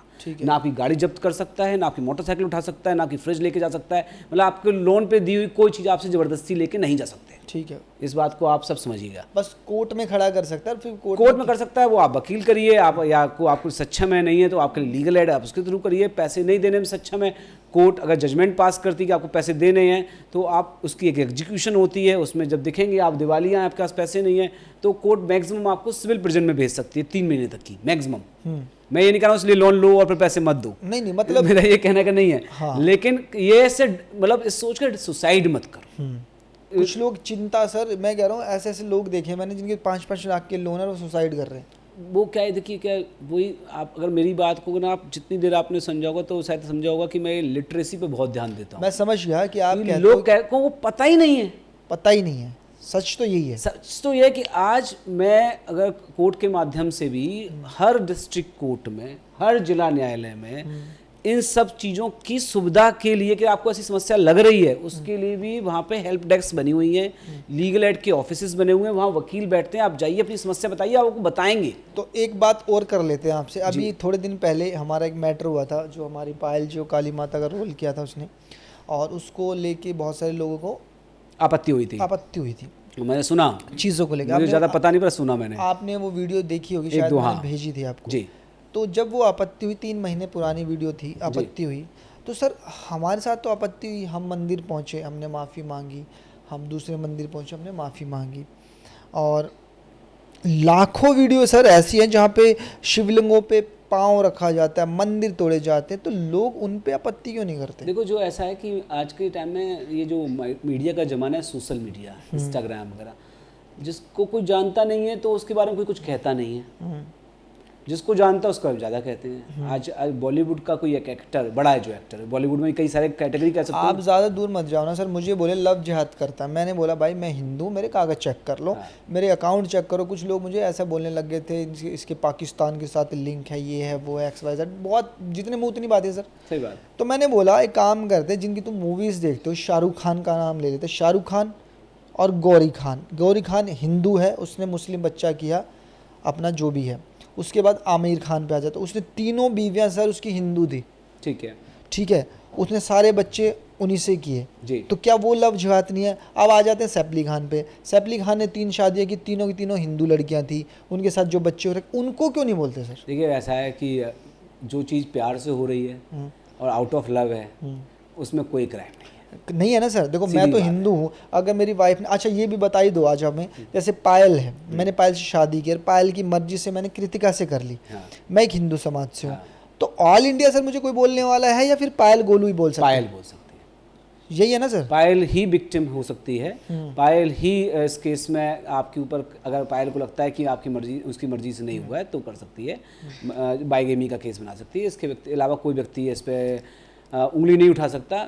मैंने आपसे एक बात बोली थी, अगर आपने ध्यान सुनी, कि मोरल क्राइम नहीं होता, किसी चीज़ किसी व्यक्ति के लिए इमोरल है। जैसे आपने बोला कि पायल गई और उसने जीन्स पहनी हुई थी, किसी व्यक्ति के लिए वो इमोरल है, उसके हिसाब से ऐसी जीन्स नहीं पहनना चाहिए। लेकिन मेरी आज़ादी है, मैं पहन सकता हूँ, कानून मुझे परमिट करता है तो मैं पहन रही हूँ। कोई कानून से मतलब नहीं, किसी मतलब जिस चीज़ को जो प्रोहिबिटेड नहीं है वो मैं कर रही हूँ। रही बात एक हिंदू एक से ज़्यादा शादी, यस, हिंदू लॉ के हिसाब से नहीं कर सकता है, लेकिन गैर कानूनी वो तब है जब पत्नी को दिक्कत हो। रही बात लव जिहाद की, तो उसमें मैं एक बात जरूर ऐड करूँगा कि लव जिहाद एक्चुअल में है, ऐसा नहीं लव जिहाद नहीं है, लेकिन उस लव जिहाद को हर रिश्ते से मत जोड़ो। जहाँ लव जिहाद है वो लव जिहाद है, जो नहीं है वहाँ नहीं है। कोई एक मुसलमान लड़का एक हिंदू लड़की से शादी कर रहा है, अगर प्यार से कर रहा है, प्यार से रख रहा है, पूरी ज़िंदगी अच्छी तरह निकाल रहे हैं और बहुत अच्छी तरह निकाल रहे हैं, तो क्या दिक्कत है? प्यार का नाम दो, प्यार है। मेरा एक अच्छे दोस्त हैं, वकील साहब हैं, उनका शादी एक मुस्लिम लड़की से हो रखी है, हम भाभी भाभी बोलते हैं, अच्छा कोई दिक्कत नहीं। सर ये देखो ना, वो केयर कर रहा। आज समझ लो मैं जब आया था दिल्ली से यहाँ, तो मेरे पास 10 गाड़ियों की किश्ते को पैसे नहीं थे। पायल गोलू तब से मेरे पास, जब मैंने 4000 के रूम से शुरू किया। अब कुछ लोग बोलते हैं भाई पैसों के लिए, वो तो मुझे पता है ना, वो कहते हैं ना सर जितने मुँह उतनी बातें। देखिए आप किसी को रोक नहीं सकते सर, मैं तो रोकता ही नहीं हूँ सर, मैं तो कहता हूँ बोलो, मैं चाहता हूँ मेरे हम वकील हैं, हमें पता हुआ, हम वकील हैं, हमें पता है कि हम भी नहीं रोक सकते, इसलिए हमें कोर्ट में एक ट्रेनिंग मिलती है, वो कुछ सिखाता नहीं पर मिल जाती है कि जब दूसरा बोल रहा चुप रहना है, फिर हम तुम्हारा नंबर आएगा तुमने बोलना अपना। ऊपर वाला बैठा है डिसाइड करने के लिए, वहाँ ऊपर वाला जज होता है, यहाँ पे ऊपर वाला है। अच्छा। जिसको आप भगवान, ईसा, अल्लाह, राम, कृष्ण कुछ भी बोलो। सर आजकल साइबर क्राइम कुछ ज़्यादा तेज़ी से बढ़ रहा है, उसको लेके क्या कहोगे? और उसके लिए एक दो टिप्स बताओ सर कि क्या नहीं करना चाहिए। देखो जी, पहली बात तो डरना नहीं है। कोई फ़ोन आ जाए, तुम्हारा बच्चा पकड़ लिया है, तुम्हारे बच्चे ने रेप कर दिया है, तुम्हारी बेटी पकड़ी गई है और तुम्हारे अकाउंट में ये दिक्कत है, तुम्हारा नारकोटिक्स का पार्सल आया है, तुम मुंबई में पार्सल आया है, तुम्हारा ऐसा आया है वैसा आया है, मेल आएंगी बहुत बहुत तरह की, उसमें ठप्पियाँ लग के आएंगी। अरे भाई, जब तुम मेल पढ़ सकते हो, व्हाट्सएप पे मैसेज पढ़ सकते हो, फेसबुक पे देख सकते हो, जरा सा गूगल कर लो, गूगल बाबा की शरण में जाओ कि जो नाम जिस नाम से आ रहा है वो उस नाम से कोई व्यक्ति गूगल पे है नहीं है, उसका नंबर है कि नहीं है। जब आपने खुद गलत काम किया ही नहीं है, मान लो आपके नाम से व्यक्ति फ़ोन आते हैं कि जी मुंबई नारकोटिक्स से बोल रहे हैं, एक यहाँ पार्सल कंबोडिया से आया हुआ है, उसमें लिखा हुआ है अरमान का नाम, और इस पार्सल को हमने खोला, इसमें 1 किलो हीरोइन मिली। जब आपने मंगाई फिर डर किस बात का? पर लोग क्या होते हैं, एकदम ना भयभीत हो जाते हैं, डर जाते हैं। तो आसपास बात करो। सबसे अच्छा तरीका क्या है? आप जरूरी वकील के पास जाओ, जिस पर ट्रस्ट करते हो, पहले उन 2 को बताओ, उन 2 से बोलो, किसी 1-2 से और पूछ लो, उन 2 से पूछो, 2 से किसी और से पूछ लो, कहीं ना कहीं कोई ना कोई ऐसा मिल जाएगा जो थोड़ा सा समझदार होगा, बता देगा। एकदम नहीं डरना है। एक आजकल जैसे उसी आपके इंटरनेशनल सेक्स एक्सटॉर्शन भी चल रहे हैं कि कोई फ़ोन आएगा बेल्जियम से आपके पास, नहीं ऐसा वीडियो तो अलग आएगा, फ़ोन आएगा कि मैं ऐसे हूँ, मैं इंडिया में आना चाहती हूँ, इन्वेस्ट करना चाहती हूँ, ये है वो है। मेरे पास आ गई, अब मैं एयरपोर्ट पे आ गई हूँ, एयरपोर्ट पे आके पता चल रहा है कि हमारे नारकोटिक्स वालों ने पकड़ लिया। इन्होंने कहा कुछ नहीं, कोई गलत नहीं कहेंगे, कहेंगे जो मेरे पास लगेज है वो बैगेज थोड़ा ज़्यादा है, उसमें गलती से एक एम्यूनेशन आ गया है, कुछ ऐसा आ गया है, या ये इंडिया में प्रोहिबिटेड आर्टिकल है, और बस पैसे ले लेंगे, पैसे लेने शुरू कर। अभी की बात है, ज़्यादा दिन की बात नहीं, 1 महीना पहले क्या हुआ था, जो हमारी सास है, उनकी जो बेटी की सास है, उसके पास कॉल आ गई थी कि भाई आप अपने अकाउंट में इतने पैसे कैसे मंगा रहे हो। उसने वीडियो कॉल कर दी टोपी पहन के, वो घबरा गई भाई सब, वहाँ कर भाई नहीं आपके ऊपर तो FIR दर्ज होगी, ये वो फलान दिखड़ी है, वो बोली जी देखो क्या करो। उसने 50,000 रुपये डाल दिए 20 मिनट में, 20 मिनट में, और बोला किसी को बताया तो अगले दिन 4.5 लाख रुपए डाल रही थी। अभी आपने सुना होगा ग्रेटर नोएडा या नोएडा में एक लेडी एडवोकेट ने, उन्होंने 8 करोड़ 9 करोड़ रुपये दे दिए। बताओ। तो सर ये मतलब इंडिया बैठे बाहर बैठे? देखो अभी जो पहले तो इंडिया में बैठे थे, जमताड़ा सुनते थे हम ना, पर इसमें जितना मुझे नॉलेज है, कितनी सही कितनी गलत नहीं कह सकते, पर कंबोडिया का जो बॉर्डर है वो सारा उस पर शिफ्ट हो गया है, और लोग यहाँ से जॉब के लिए दुबई ले जाने के लिए ले जाते हैं, वो पर कंबोडिया पहुँचते हैं। एक ये भी ट्रैप उन बेचारों के लिए कि वो दिल्ली से चलेंगे दुबई में जॉब करने के लिए, और उनसे बोला जाएगा पहले हम कंबोडिया जाएंगे, वहाँ ट्रेनिंग होगी, और वहाँ कंबोडिया में ट्रेनिंग नहीं हो रही है, उन्हें उसमें फंसा दिया था। इतना उन्हें प्रताड़ित किया जाता है कि उन्हें वो काम करने के लिए मजबूर किया जाता है।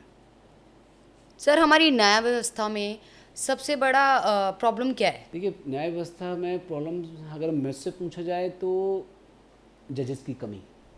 जजेस की कमी मतलब उनके इंटेलेक्ट की कमी नहीं, जजेस के नंबर्स ऑफ जजेस। आप पॉपुलेशन बहुत बढ़ गई है, हम 150 करोड़ पार कर रहे हैं और उसके साथ साथ हम अमीर भी हो गए हैं, हमारे पास पैसे भी आ गए, इकोनॉमी हमारी बहुत स्ट्रांग हो गई है। तो जब इकोनॉमी स्ट्रांग होगी तो केसेस भी होंगे, क्योंकि आप कुछ खरीदोगे उसमें नुकसान होगा, कंज्यूमर अफेयर्स की प्रॉब्लम आएंगी, डिस्प्यूट्स होंगे, फैमिली डिस्प्यूट्स होंगे, प्रॉपर्टी डिस्प्यूट्स होंगे, ट्रेड डिस्प्यूट्स होंगे। तो हम में है सर, मतलब कहीं भी पंगे ले लो, अगर कुछ हुआ तो ऐसे कुछ ना कुछ केस तो हम कहाँ जाएंगे? न्यायालय। न्यायालय में जो जजेस की स्ट्रेंथ वो इतनी अभी है ही नहीं। आप सर एक जज साहब पे कितने केस होंगे सर? देखो, मैं गिनती से बता सकता हूँ, उसके लिए आप ये समझ लीजिए, हमारे जैसे सुप्रीम कोर्ट में मंडे फ्राइडे के दिन हर जज के पास हर बेंच में 70, 72, 75 केस, 60 केस लगते हैं, जिन्हें जज साहब रात को बैठ के, जो 60 प्लस के ऑलमोस्ट जजेस होते हैं, वो बेचारे इतने मेहनती होते हैं, वो बैठ के पढ़ते हैं। हाई कोर्ट में जो 50 के आसपास के जजेस हैं, वो दिन के 100 केस पढ़ रहे होते हैं। लोगों को लगता है जज काम नहीं करते, 100 केस पढ़ना, पढ़ के दिखाओ भाई साहब। पेज कईयों की तो चार्जशीट भी 5-5 हज़ार पेज की, 5-5 हज़ार पेज की। मेरे पास खुद एक केस है जिसमें 1 लाख पेज की फाइल है। कल एक केस लगा था जिसमें टोटल 70,000 पेज की फाइल है। जज को भी तो बेचारे को पढ़ना पड़ रहा है ना, वो पढ़ रहे हैं ना, मेहनत कर रहे हैं, तो अब वो खुद ओवरबर्डन्ड है, तो क्या करें? इसमें न्याय व्यवस्था की सबसे बड़ी जो मुझे प्रॉब्लम लगती है कि अगर जजेस के नंबर बढ़ जाएं डिस्ट्रिक्ट कोर्ट से लेकर सुप्रीम कोर्ट लेवल तक, तो शायद कुछ हद तक कुछ काम हो सकता है। लेकिन साथ में एक हमें बिट भी चाहिए कि हाँ, हमने काम करना है। वकीलों को भी चाहिए, लिटिगेंट्स को भी चाहिए कि हाँ भाई, केस डाला है तो ख़त्म हो भाई। अगर आपको कानूनी मतलब कुछ करने का मौका मिले तो वो क्या करेंगे आप? सुधार? देखो, सुधार एक जगह से नहीं हो सकता पायल जी। सुधार करने के लिए बहुत सारी चीज़ चाहिए। जादू की झड़ी नहीं है मेरे पास कि मैं घुमाऊंगा और ठीक हो जाए। अगर ऐसी कोई होती तो मेरे हिसाब से, मैं तो बहुत छोटा हूँ, बहुत इंटेलेक्चुअल लोग रह चुके हैं, चीफ जस्टिस ऑफ इंडिया रहे हैं, प्राइम मिनिस्टर हमारे खुद हैं, बहुत लोग हैं जो कोई कर सकते हैं, तो जादू छड़ी नहीं है।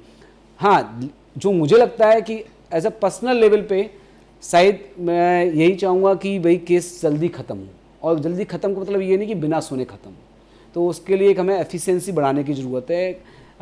जैसे आजकल AI है, उसको भी काफ़ी यूज़ कर सकते हैं। लोगों को कोर्ट आने की ज़रूरत नहीं है, उसके लिए वर्चुअल हियरिंग्स हैं, तो उनका टाइम वो भी बचे। और केसेस को जितनी जल्दी स्पीड से बढ़ाने के लिए और भी जो भी प्रक्रिया अपनाई जा सकती है, मेरे हिसाब से वही बेस्ट हो सकता है। और थोड़ा लोगों से बोला जाए, भाई आपस में बिना बात के छोटे छोटे मुद्दों के लिए मत लड़ो, कोई मिलना कुछ नहीं है, वकीलों को फीस दोगे। आपके अभी तक के करियर में क्या कभी किसी टेररिस्ट से पाला पड़ा आपका? टेररिस्ट से पाला पड़ने का मतलब कह सकते हैं कि मैंने केस किया है। तो एक दिल्ली हाई कोर्ट में केस था, 2014 या 15 की बात है। मैं उस केस में वैसे इन्वॉल्व नहीं था, लेकिन हाई कोर्ट ने मुझसे कहा था कि इस केस में असिस्ट कर दो, तो इसलिए मैंने असिस्ट किया था। एक ऐसे केस था। और टेररिस्ट से पाला पड़ने का कहें तो मैंने बताया आपको, अफजल गुरु से मैं मिला हुआ हूँ। और रही बात तिहाड़ जेल में, जब 2009 से 12 के बीच में एक और शहाबुद्दीन नाम से टेररिस्ट था, मुझे अच्छी तरह नाम याद है, तो उससे भी मिला था। तो ऐसे मिलने से तो कह सकते हैं कि मिले, लेकिन हाँ, पाला नहीं पड़ा अभी तक। मैंने केस नहीं किया किसी का। 1-2 केस मेरे पास बीच में आए भी हैं, लेकिन मैं समहाउ मैंने फाइल पढ़ने के बाद मैं कर नहीं पाया। ये नहीं कि मैं करना नहीं चाहता था, बस मैं कर नहीं, मुझे लगा कि मैं इसे जिता नहीं पाऊंगा या मैं कुछ कर नहीं पाऊंगा अच्छा, तो मैंने इसलिए आउटराइटली मना कर दिया था। तो सर आजकल ना बहुत सारे ना हीनियस क्राइम भी हो रहे हैं, मतलब ये लगा लो कि हस्बैंड वाइफ साथ रहते हैं और बाद में मर्डर तो होता ही होता है, और ऐसे भी एलिगेशन हो जाते हैं कि वाइफ का रेप करके मर्डर किया। वाइफ का रेप करके मर्डर तो नहीं किया होगा, फिर ऐसा केस नहीं होगा कि रेप किया होगा या तो मर्डर किया होगा। आप रेप लगा लो, जैसे आपके रेप के केस बहुत हैं वाइफ के, अभी वो क्राइम नहीं बना है। अभी सुप्रीम कोर्ट में मामला मतलब विचाराधीन है, मैरिटल रेप जिसको बोलते हैं, लेकिन वो दूसरी तरह से है कि पति पे नहीं बन रहा, कोई बात नहीं, देवर तो है, जेठ तो है, ससुर तो है, भांजा है, भतीजा है, कोई तो है। एंड रेप करने के लिए पेनिट्रेशन की ज़रूरत नहीं है, मतलब आप जो प्राइवेट पार्ट है मेल का, वो फीमेल के पार्ट में जाने की ज़रूरत नहीं है। आज के टाइम में रेप डिजिटल भी हो सकता है। डिजिटल मतलब ऑनलाइन नहीं, finger inserted it's a rape, any pen, any object inserted it's a rape. And inserted does not mean only in the vagina. Private part का मतलब सिर्फ ये नहीं जहाँ से हम यूरिन पास करते हैं, मैं कुछ शब्दों को छुपा रहा हूँ, जहाँ से हम फ्रेश भी होते हैं, और माउथ। अगर आपके खिलाफ एलिगेशन ये आ गई कि सेक्सुअल इंटेंट के साथ लड़की एलिगेशन देती है, फला व्यक्ति ने मेरे मुंह में उंगली डाली, इट्स अ रेप। तो रेप की कई परिभाषा होती है। रेप की परिभाषा। तो आजकल ये भी है ना सर कि जैसे कि ये लगा लो कि कोई भी अमीर आदमी है ना और लड़की की शादी वादी हो जाती है, कल को उसका रिश्ता विश्ता ख़राब हो जाता है और थोड़े दिन बाद वो हिस्सा मांग लेती है प्रॉपर्टी में। आजकल बहुत सारे मैं देख रहा हूँ जैसे कि बड़े बड़े क्रिकेटर हैं, बड़े बड़े हीरो हैं, ऐसा क्यों सर? वो एलिमनी का राइट है उनका। तो क्या शादी से पहले कोई ऐसा एग्रीमेंट है कि साइन कर लिया कि भाई वो वाइड कॉन्ट्रैक्ट होगा, होता है सर? कॉन्ट्रैक्ट एक्ट के हिसाब से जो भारतीय संविधान नियम है, हाँ। उसके हिसाब से ऐसा कोई आप कानून, ऐसा कोई कॉन्ट्रैक्ट कर नहीं सकते। नहीं कर सकते जो कानून के विरोध हो, मतलब एक भारतीय संविदा अधिनियम जिसको कहते हैं इंडियन कॉन्ट्रैक्ट एक्ट है, वो बताता है कि आप किस तरह का एग्रीमेंट कर सकते हो। तो उसमें इस तरह का एग्रीमेंट को करना गैर कानूनी माना जाता है, वॉइड माना जाता है। शादी की है तो वो जिसको जो है उसको देना पड़ेगा, अब कानून है। कानून है। सर आपके हिसाब से कोई एक ऐसी बुक जो हर एक लॉ स्टूडेंट के पास होनी चाहिए? बुक का आप किस तरह से, लिटरेचर बेस कह रहे हो या नॉलेज वाइज कह रहे हो? Knowledge wise. नॉलेज वाइज देखिए, हमें कुछ पता हो ना पता हो, अपना संविधान तो पता होना चाहिए। अगर संविधान पढ़ लिया तो बहुत पढ़ लिया, मैं ये मानता हूँ। क्योंकि एक्चुअल में मैं कह सकता हूँ कि बहुत वकीलों को या जो अपने आप को लीगल लिटरेट कहते हैं, उन्हें संविधान के बारे में नहीं पता। संविधान बहुत कुछ बताता है हमें। मैं तो ये सोच रहा था, पायल को बोल रहा हूँ कि कल ना मतलब 2-4 दिन के बाद 15 अगस्त आने वाला है और मैं शहर में निकलूँ और जो ठीक ठाक अधिकारी हैं उनसे राष्ट्रीय गान सुनूं सर मैं। देखिए, आप रिस्क लेना चाहते हैं लीजिए, आपको कोई रोक नहीं सकता, है ना। लेकिन राष्ट्रगान आना अच्छी बात है, सबको आना चाहिए, मेरे हिसाब से आता होगा। सर मैं अभी भी, आप मेरे साथ रास्ते में चलो, मैं आपको बहुत सारे ऐसे लोग दिखा दूंगा जिनको 15 अगस्त और 26 जनवरी में फ़र्क नहीं पता। अभी थोड़े दिन पहले यहीं पे एक न्यूज़ रिपोर्टर निकला और उसने पूछा पुलिस कर्मचारियों से, सर उनको नहीं बताते। आप उनसे हिंदी में और पूछ के देखिए तो वो और भी नहीं बता पाएंगे। आप पूछिए गणतंत्र दिवस और स्वतंत्रता दिवस में क्या फ़र्क है। 15 अगस्त और 26 जनवरी ना रखें, उसको एक हिंदी में और पूछें, या इंग्लिश में जो बोल सकता है उससे पूछें इंडिपेंडेंस डे और रिपब्लिक डे में क्या फ़र्क है। नहीं बता पाएंगे, क्या करें, नहीं है लिटरेट। स्कूलों में ले लो सर, आज चीकू को आप ले आओ यहाँ, फिर आप, मैं कह रहा हूँ चलो आपके बच्चे को पता भी होगा, आप स्कूलों में चले जाओ, बच्चों को राष्ट्रीय गान नहीं आते सर आज के बच्चों को। देखिए, उसका एक बहुत बड़ा रीज़न अगर मैं बोलूँ कि हम अभी 2014 के पहले एक ना डिफरेंट एरा में चले गए थे। मैं यहाँ किसी पर्टिकुलर गवर्नमेंट का सपोर्ट करने नहीं बैठा हूँ, लेकिन जो खुद की फीलिंग है, तो एक ज़माना था जब आप और मैं जब छोटे थे, मतलब पढ़ते थे, तो इंग्लिश स्कूल में पढ़ने का क्रेज़ होता था। इंग्लिश स्कूल पढ़ता बच्चा पब्लिक स्कूल में। अच्छा, उन्होंने इंग्लिश स्कूल की डेफिनेशन चेंज कर दी, उन्होंने इसको मिशनरी स्कूल बना दिया बहुत ज़्यादा। तो उसमें जो प्रार्थना भी है वो भी अलग होगी, लंच ब्रेक में कोई ओम शांति का पाठ नहीं होगा, शाम को ऐसा कुछ है नहीं, कुछ ऐसा था ही नहीं। तो उन्होंने कोई फेस्टिवल्स भी हो रहे उसमें, बस मैं नहीं कहता हूँ, मैं I am not against any religion at all, ऐसा नहीं कि मैं किसी रिलीजन के अगेंस्ट हूँ, लेकिन मैं जो हूँ कि मैं खुद क्या हूँ, मेरा रिलीजन ही तो मैं मनाऊँगा, आपको मैं रोक नहीं सकता। आप मुस्लिम हैं, आप मुस्लिम धर्म अपनाएं, आप क्रिश्चियन हैं, आप क्रिश्चियन धर्म अपनाएं, मैं हिंदू, मैं हिंदू धर्म अपनाऊँगा। हमारा संविधान यही तो कहता है, किसी को नहीं रोकता जी। सेकुलरिस्ट हैं हम, सेकुलरिज्म में विश्वास करते हैं। तो जो आपने बात बोली ना, इस बात का शायद वो एक आंसर है कि किस तरह से बच्चों को जब एजुकेशन के नाम पे वो चीज़ दी नहीं जा रही, फिर उनको फिर हम क्यों बताया जाएगा स्वतंत्रता क्या होती थी, गणतंत्र दिवस क्या होता था, किस तरह से फ्रीडम फाइटर्स ने लड़ाई करी। मैं तो हिंदी मीडियम का पढ़ा हूँ ना, इसलिए सर मैं भी हिंदी से पढ़ा हूँ। आपको पता होगा जब हमारे यहाँ पे संस्कृत होती थी और साथ ही साथ सामाजिक होती थी, जिसमें पूरा बताया जाता था महाभारत कब हुई, रामायण कब हुई। आज के बच्चों को अगर आप रामायण भी दिखाओगे, उनको राम लक्ष्मण के अलावा किसी का नाम भी नहीं पता होगा। अरे मैं आपको, मतलब मेरी वाइफ सुन ले गलती से तो मुझे मतलब थोड़ा दिक्कत हो सकती है, लेकिन मैंने जब वो शादी हो गई तो मैंने, मुझे प्रहलाद जी का नाम सुना है तुमने, भृगु ऋषि का नाम सुना है, आग्नेय का नाम सुना है? हाँ।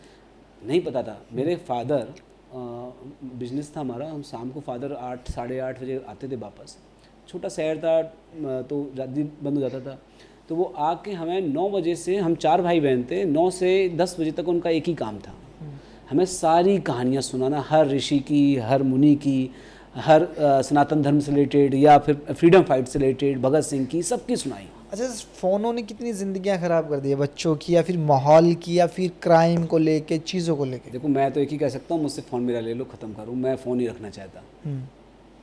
सबसे खराब चीज़ों में मानता हूँ एक घर के अंदर सर 4 लोग रहते हैं और 5 फ़ोन है। 5 फ़ोन है, 5 गाड़ियां हैं और आपस में समय देने के लिए टाइम नहीं है सर। देखो आप एडवोकेट हो, मैं आपसे ये बात इसलिए कर रहा हूँ क्योंकि आप उसी माहौल में रहते हो और कई केस ऐसे भी होंगे कि आपस में टाइम नहीं देने के कारण केस हो गई, मार दिया। नहीं, आप जो पूछ रहे हो बिल्कुल ठीक पूछ रहे हो, क्योंकि इस वजह से सिर्फ केवल रिलेशनशिप खराब या फैमिली डिस्प्यूट नहीं होते, इससे क्राइम भी होते हैं, इससे प्रॉपर्टी डिस्प्यूट्स भी होते हैं। 2 भाई बैठ के कभी बात ही नहीं कर रहे, फोन में लगे। न्यूज़ में व्हाट्सएप पे आया कि एक भाई ने दूसरी भाई की प्रॉपर्टी हड़प लिया, अब उसके मन में वही चल रहा है और वो चल रहा है, वो सोच के उसने फिर लड़ना शुरू कर दिया क्योंकि उसका माइंड करप्ट हो गया, कंप्रोमाइज्ड हो गया। तो फ़ोन तो मैं इसीलिए कहूँगा फ़ोन बहुत ख़राब चीज़ है। एंड भगवान बचाए व्हाट्सएप यूनिवर्सिटी से, जो अपने आप में कुछ अलग देता है, एंड कहीं ना कहीं एआई से। इस जगह एआई बहुत ख़राब मानता हूँ कि हमारे वकालत में बहुत ख़राब है। कभी एआई पे आप कोई भी किसी चीज़ से रिलेटेड मांगो, वो कुछ अलग ही इन्फॉर्मेशन देगा, जो इन्फॉर्मेशन का एक्चुअल इन्फॉर्मेशन से कोई मतलब ही नहीं है। लेना देना बहका देगा, देखा कि जजमेंट दे देगा नकली, आप जजमेंट नकली दे देगा जजमेंट। आप फैक्स डालोगे, जजमेंट का नाम बनाएगा, पार्टी का नाम बनाएगा, और फैक्स पे जो आप कहोगे वही जजमेंट दे देगा। जजमेंट से मैं आपसे ये जानना चाहती हूँ कि आपके सबसे फेवरेट जज कौन से हैं जिनके सामने आपको बहस करना पसंद है? देखिए, बहुत जज हैं मेरे, और ये चीज़ का जवाब मैं इसलिए नहीं दूंगा कि मैंने अपना काम करना है जज साहब मुझसे नाराज़ हो जाएंगे। लेकिन मैं ये जरूर कह सकता हूँ कि शायद मुझे कभी ये बोलने का मौका कहीं और भी मिले, भगवान चाहूँगा मैं। लेकिन मुझे मेरी असली ट्रेनिंग जजेस ने की, बहुत सिखाया और डांटा भी, प्यार भी बहुत किया। जितना डांटा उससे 10 गुना प्यार किया। मतलब मुझे तो दिल्ली हाई कोर्ट के जजेस ने इतना प्यार किया, इतना सिखाया कि मतलब मैं पूरी ज़िंदगी क्या, मतलब मेरे 2-4 पुस्तकें भी नहीं भूल सकती, इतना उन्होंने सिखाया। और उसका रीज़न ये नहीं था कि कोई मैं उनका बेटा था, भतीजा था, मैं कोई नहीं था। और वो किसी को भी सिखाते हैं जजेस जो अच्छे होते हैं। आपको थोड़ा प्रिपेयर होकर जाना है, आप खुद प्रिपेयर होगे तो दूसरे वाला भी सोचेगा चलो इसको 2 चीज़ें कम पता है, मैं बता देता हूँ। तो इस तरह से मैं कह सकता हूँ। तो आपको सुप्रीम कोर्ट में बहस करना ज़्यादा अच्छा लगता है या हाई कोर्ट में? देखिए, सुप्रीम कोर्ट में क्या है कि वहाँ पर और हाई कोर्ट में बहुत ज़्यादा फ़र्क नहीं है। सिर्फ फ़र्क इस बात का है कि सुप्रीम कोर्ट में आपको अपनी बात कहने का मौका थोड़ा कम मिल पाता है, क्योंकि उनके पास काम तो हाई कोर्ट में ज़्यादा है, लेकिन कहीं ना कहीं उनके पास एक लिमिटेड जुडिक्शन में जाते हैं। हाई कोर्ट में क्या अपनी बात आप ज़्यादा कह सकते हो। तो अगर एक एडवोकेट जो अपने मैं अगर कुछ ये मैं उन अपने सारे छोटे भाइयों के लिए कहना चाहूँगा कि अगर आप अपने आप को एक्सप्लोर करना चाहते हो कि आर्ग्यूमेंट्स आपकी अच्छी हो, तो आप हाई कोर्ट जाइए। आपको लॉ सीखना है और ज़्यादा, तो आप सुप्रीम कोर्ट जाइए। आपको लॉ हाई कोर्ट में भी बहुत अच्छा मिलेगा, पर बिल्कुल आप सोचते हैं मैं बिल्कुल सिर्फ लॉ सीखना है, तो आप सुप्रीम कोर्ट जाइए। और आपको देश जानना है तो डिस्ट्रिक्ट कोर्ट जाइए। तो तीनों अलग-अलग एक्सपीरियंस, तीनों अलग-अलग। ऐसा कोई केस जिसने भारत की दिशा चेंज कर दी हो? हाँ, बहुत सारे। अगर आप कहेंगे तो सबसे पहले तो जो इमरजेंसी वाला केस था, जिसमें भारत सुप्रीम कोर्ट ने कहा था नहीं इमरजेंसी वैलिड है, कॉन्स्टिट्यूशनल अमेंडमेंट वैलिड है, तो उसने नेगेटिव चेंज किया। फिर पॉजिटिव जजमेंट्स आई, Maneka Gandhi versus Union of India आई, आर्टिकल 21 की बात हुई, और इसके अलावा कई सारी ऐसी जजमेंट आई जिन्होंने देश का रुख बदला है। और रोज़ मेरे हिसाब से कुछ न कुछ ऐसी जजमेंट्स आती हैं, सुप्रीम कोर्ट पास करता है, जिससे रुख बदलता है। अच्छा सर, आप दिल्ली में रहते हो, कई बार ऐसा होता है कि भाभी टैक्सी में जाती हैं, तो आप उनको बोलते हो टैक्सी नंबर भेज, ये चीज़ें दे, या फिर सिक्योरिटी से जा, या फिर कोई एडवाइस देना चाहते हो जो टैक्सियों में घूमते लोग या फिर लड़कियाँ? देखिए, ऐसा है कि वैसे तो अगर आप ऐप यूज़ करके टैक्सी बुक कर रहे हो तो I believe it is almost safe. पर मैं अभी आपको एक चीज़ मैं बताऊंगा और, लेकिन हाँ, अगर आप को थोड़ा सा भी डाउट हो रहा है, क्योंकि आपको पता चल जाता है। एंड मैं एक चीज़ इसमें आपको अरमान जी बताऊंगा कि क्योंकि आपने वुमेन की बात करी, women are more intelligent than the man. हमें समझ में नहीं आएगा कि ये सामने वाला बंदा गलत है सही है, लेकिन वुमेन को सबसे जल्दी पता चल जाता है, औरतों को पता चल जाता है, उन्हें महसूस होता है, उनकी कोई एक अलग लेवल चलता है, 7th सेंस काम करता है, उन्हें समझ में आ जाता है कि ये सही सोच रहा है, गलत सोच रहा है, मेरे बारे में भी सही सोच रहा है, सोच रहा है। तो अगर ऐसा लगता है तो प्लीज़ अपने घर वालों को किसी को एक टेक्स्ट करके, मैसेज करके इन्फॉर्म कर दो कि जिस टैक्सी का जो वो टैक्सी का स्क्रीनशॉट आता है वही शेयर कर दो। करना चाहिए। और क्यों, अब जो आपने पूछा था कि ऐसा क्यों, कि ये केस मैंने खुद किया हुआ है मेल के साथ। ओला से टैक्सी बुक हुई, अब ओला दिल्ली में चलता नहीं है, ओला से टैक्सी बुक हुई, उस बेचारे को डॉक्टर साहब थे, उनको ईस्ट दिल्ली से, और टैक्सी वाला ले गया उनको, फिर ले जाके किडनैप कर दिया। किडनैप करके उनको फिर बाद में मर्डर भी कर दिया क्या बात है, और ईंट के भट्टे में धर के जला दिया था। काफ़ी दर्दनाक था सर ये तो। और ऐसा एक केस नहीं है, एक मैं और बताऊं, शंकर नाम से एक एक्यूज था, उसका काम ही यही था टैक्सियाँ चोरी करना, टैक्सी करना, टैक्सी हायर करना, यूपी हरियाणा कहीं ले जाना और ड्राइवर को मार देना, गाड़ी खा जाना। ये भी चल रहा है। ये बिजनेस था। नहीं, अब तो थोड़ा कम हो गया, क्योंकि अब तो क्या है, जीपीएस है, टैक्सीज में जीपीएस लगा हुआ है, आप ट्रैक हो जाओगे, जीपीएस से तो निकाल। अच्छा सर, जब हम छोटे होते थे, आप भी होते थे, जब हम घर से निकलते थे कहीं भी घूमते थे, टेंशन नहीं रहती थी। आज के दिन हमारे बच्चे ना एक पिंजरे में बंद है। आप सोच के देखना, मैं भी सोच के देखता हूँ। मैं तो सोचता हूँ सर, मैं ना अपने बच्चों को वो लाइफ देना चाहता हूँ कि कलयुग बोलूँगा, ये कलयुग में मैं उनको घुमाऊँ, मट्टी में घुमाऊँ, और वो कहेगा ना स्कूल नहीं जाना, तो मैं कहता हूँ मत जा। उसकी माँ कहती जा। मैं बोला इसको बहुत परेशान किया, अगर सारा दिन स्कूल जाता। अब अगर आप बात की जाए, बच्चे का शेड्यूल बता देता हूँ, आपके बच्चे का भी सेम होगा। 7 बजे उठना, 6 बजे माँ उठती है, 7 बजे बच्चा उठता है, 8 बजे स्कूल पहुँचता है, 2:30 बजे वापस आता है, फिर वो ट्यूशन जाता है, फिर वो घर आता है, और जब वो 9 बजे कहेगा ना मुझे थोड़ा बहुत खेलना है, तो उसकी माँ उसको डांट के सुला दे, स्कूल जाना है। स्कूल जाना है। सर वो जॉब कर रहा है बेचारा। मैं तो देखो जी, अपने बेटा और बेटी दोनों के आंसू शाम को पहुँचता हूँ इसी चीज़ को लेकर कि 9 बजे इनको सोना। तो सर एक बात बताओ मुझे, कई बार क्या होता है ना कि जैसे आप केस लड़ते हो और जब आप वो जेल से आते हो तो ऐसा लगता है आपको यार ये तो क्राइम कर ही नहीं सकता, पर अब जब आप चार्जशीट पढ़ते हो तो आपको लगता है कि यार एक आदमी में राम भी है और रावण भी है। बिल्कुल, मैं मानता हूँ हर व्यक्ति में राम है, रावण है। तो ये कैसे होता है सर कि जैसे ना किसी ने, जैसे ये लगा लो कि मैं कहीं खड़ा हूँ और मेरा झगड़ा हुआ किसी से और मेरे से थप्पड़ लग गया और मर्डर हो गया सर, तो वो मर्डर में गिना जाएगा या एक्सीडेंट मर्डर में? देखिए, ये डिपेंड करता है, वैसे ये गैर आत्महत्या में ही आएगा। और जैसे कि समझो accident कि भी हो मैं सकता गाड़ी से गया, एक्सीडेंट हो गया गाड़ी, और वो नीचे उतर गया और उसने मेरी कॉलर पकड़ा और मैंने थप्पड़ मार दिया और वो मर गया। कई बार ऐसा होता है, मर जाता है आदमी। हाँ। आपके पास भी ऐसा कोई केस आया केस होगा किया हुआ है मैंने। कि मर गया? बाल्टी का पानी लेने के चक्कर में थप्पड़ मार दिया था, बंदा मर गया था गिर के। हाँ, और फिर उसको सर क्या हुआ? नीचे वाली कोर्ट से 10 साल की सजा हुई थी, फिर हाई कोर्ट से 5 साल कराई थी। मतलब ये उसमें गैर आत्महत्या, एक्सीडेंटल? एक्सीडेंटल नहीं कह सकते, एक्सीडेंटल डेथ अलग होती है, ये गैर आत्महत्या 2 तरह से होती है। मतलब इरादा नहीं था मारने का, पर वो मर गए। हाँ, तो वो एक अलग है, उसकी सजा भी अलग है। एक्सीडेंटल की सजा अलग है। एक्सीडेंट में पता ही नहीं होता कि मुझे कि ऐसा कुछ होगा भी, अचानक से मर गया। अचानक से मर गया। यहाँ थप्पड़ तो मारा है ना, थप्पड़ से सर हो जाती है सर, थप्पड़ से मर्डर थप्पड़ से मतलब डर लगना चाहिए। अच्छा, कई बार क्या होता है ना, आदमी को ना गोली लगी याद नहीं होती, थप्पड़ याद रहता है सर। थप्पड़ एक ऐसी चीज़ है कि जैसे किसी को आप मार दो, ईगो हर्ट होता है, ईगो हो जाता है, इसने मेरे मारा था, थप्पड़ मारा था। ईगो हर्ट होता है। थप्पड़ की ईगो सर बड़ी होती है वैसे ना। कई बार आपने देखा होगा सर कि थप्पड़ मार देता आदमी और 751 लग जाती है, और बाद में क्राइम पता लगता है जिसको थप्पड़ मारा था उसने मर्डर कर दिया कुछ टाइम बाद। जी, आपके पास आते होंगे ऐसे केस? ऐसे आते हैं। ईगो के केसेस होते हैं ना कि जो बंदा दिल पे लेके बैठ जाता है, और लोग दिल पे लेके बैठते सर आजकल आपने सोशल मीडिया में देखा कि ड्राम के अंदर पति को मार के कर दिया। सर कभी आपको ऐसा लगता है कि वो 64,000 लड़कियां कहाँ गई जिन्होंने पतियों ने उनको मार रखा है, उनका रेप किया गया? पर लोग ना ऐसे डराते हैं कि तूने वो देखा था एक लड़की ने उसको ड्राम में मार दिया। तो मैं कहीं ना कहीं मैं कहता हूँ कि यार पिछले साल का अगर आप गूगल उठाओ, आप भी उठा के देखते हो सर, कि 64,000, 65,000, 70,000 लड़कियां मरी, उनकी कोई कहानी नहीं सुनाता। क्यों सर? देखिए, ऐसा ना, कहानी जो मीडिया में आ गई वो बन गई। आपको पता है, निर्भया जैसा एक केस नहीं हुआ आज तक। बहुत हुए, बहुत हुए। जब निर्भया हुआ था उसी साल एक छावला गैंग रेप केस हुआ था, कभी आप गूगल करिए, उससे ज़्यादा बीभत्स था।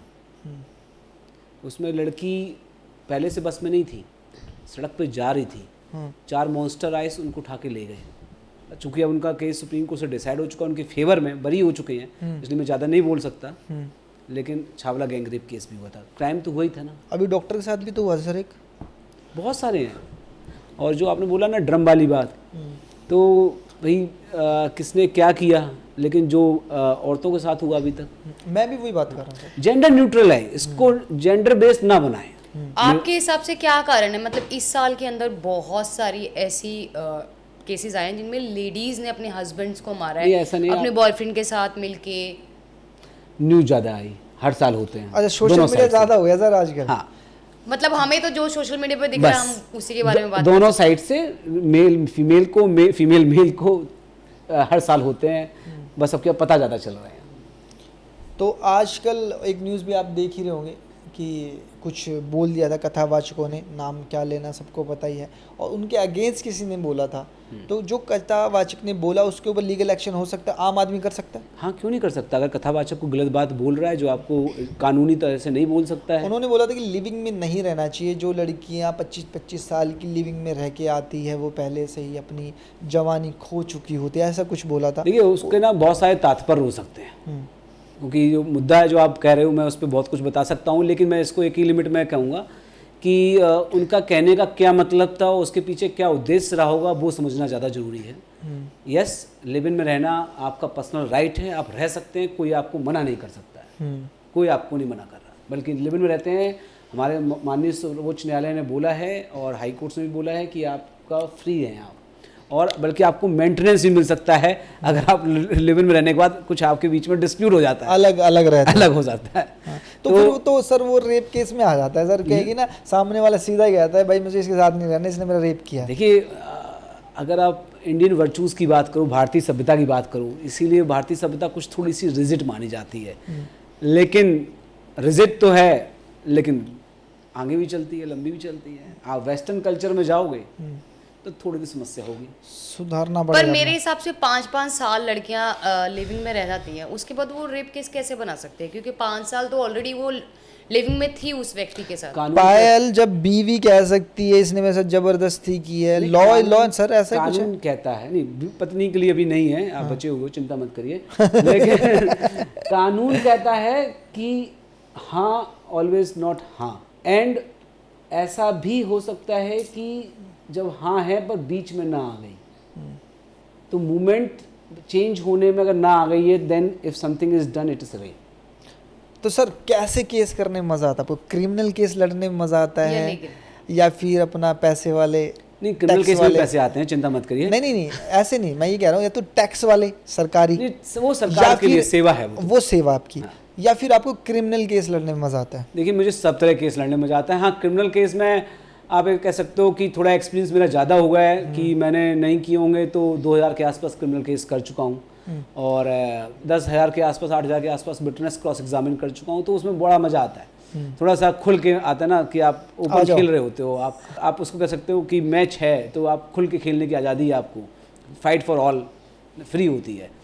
कहीं ना कहीं सर जो टैक्स वगैरह केसेस हैं उसमें आप लिमिटेड आपका रोल होता है। अच्छा सर, आपका नींद कितनी देर की होती है? क्या शेड्यूल बताओ आप मुझे अपना पूरे दिन का, क्या दिनचर्या रहती है? देखो हम जिम जाते हैं थोड़ा बहुत, हाँ, और आपका क्या रूटीन रहता है कि आप इतने फिट हो? और एज भी बताओ। नहीं मैं एज तो मेरी जान के क्या करना है, नहीं सर बताओ, देखो नहीं लड़कियां नहीं बताती सर, देखो आप तो बताओगे। मैं 41 हूँ जी, अभी 41 का हूँगा, मतलब बेसिकली अगस्त में ही जी, और मैं मॉर्निंग 6 o'clock के आसपास उठता हूँ, ऑलमोस्ट हेयर एंड देयर, तो 6 बजे उठते हैं, फिर मैं अपनी डॉटर को बस स्टैंड तक ड्रॉप करने जाता हूँ, तो उसके बाद मेरा पर्सनल ट्रेनर आता है तो मैं एक्सरसाइज वगैरह करता हूँ, तो उसके बाद बस अपना नित्य कर्म करके पूजा पाठ थोड़ा सा 10-15 मिनट भगवान के सामने बैठते हैं, फिर निकल लेते हैं 9:45 बजे के आसपास, 9 बजे के आसपास अपने गंतव्य पे, अपनी मंदिर जो हमारा है जिसको न्यायालय कहते हैं आप, बस उससे न्यायालय से जब फ्री हो गए अपने ऑफिस पहुंच गए। सोना कब होता है सर? भाई मैं घर पे आने के आधा घंटे बाद सो जाता हूँ, नियर अबाउट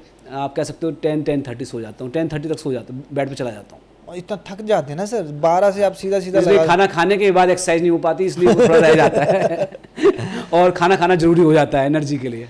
तो भाई आज सर से बात करके बहुत मज़ा आया, और मुझे ऐसा लगता है देखो एक तरह से बहुत कुछ सीखने को मिला, और उन बच्चों को सीखने को मिलेगा जो बच्चे कहते हैं कि आजा दम है तो देख लेंगे, क्या हो गया पुलिस ही तो आएगी।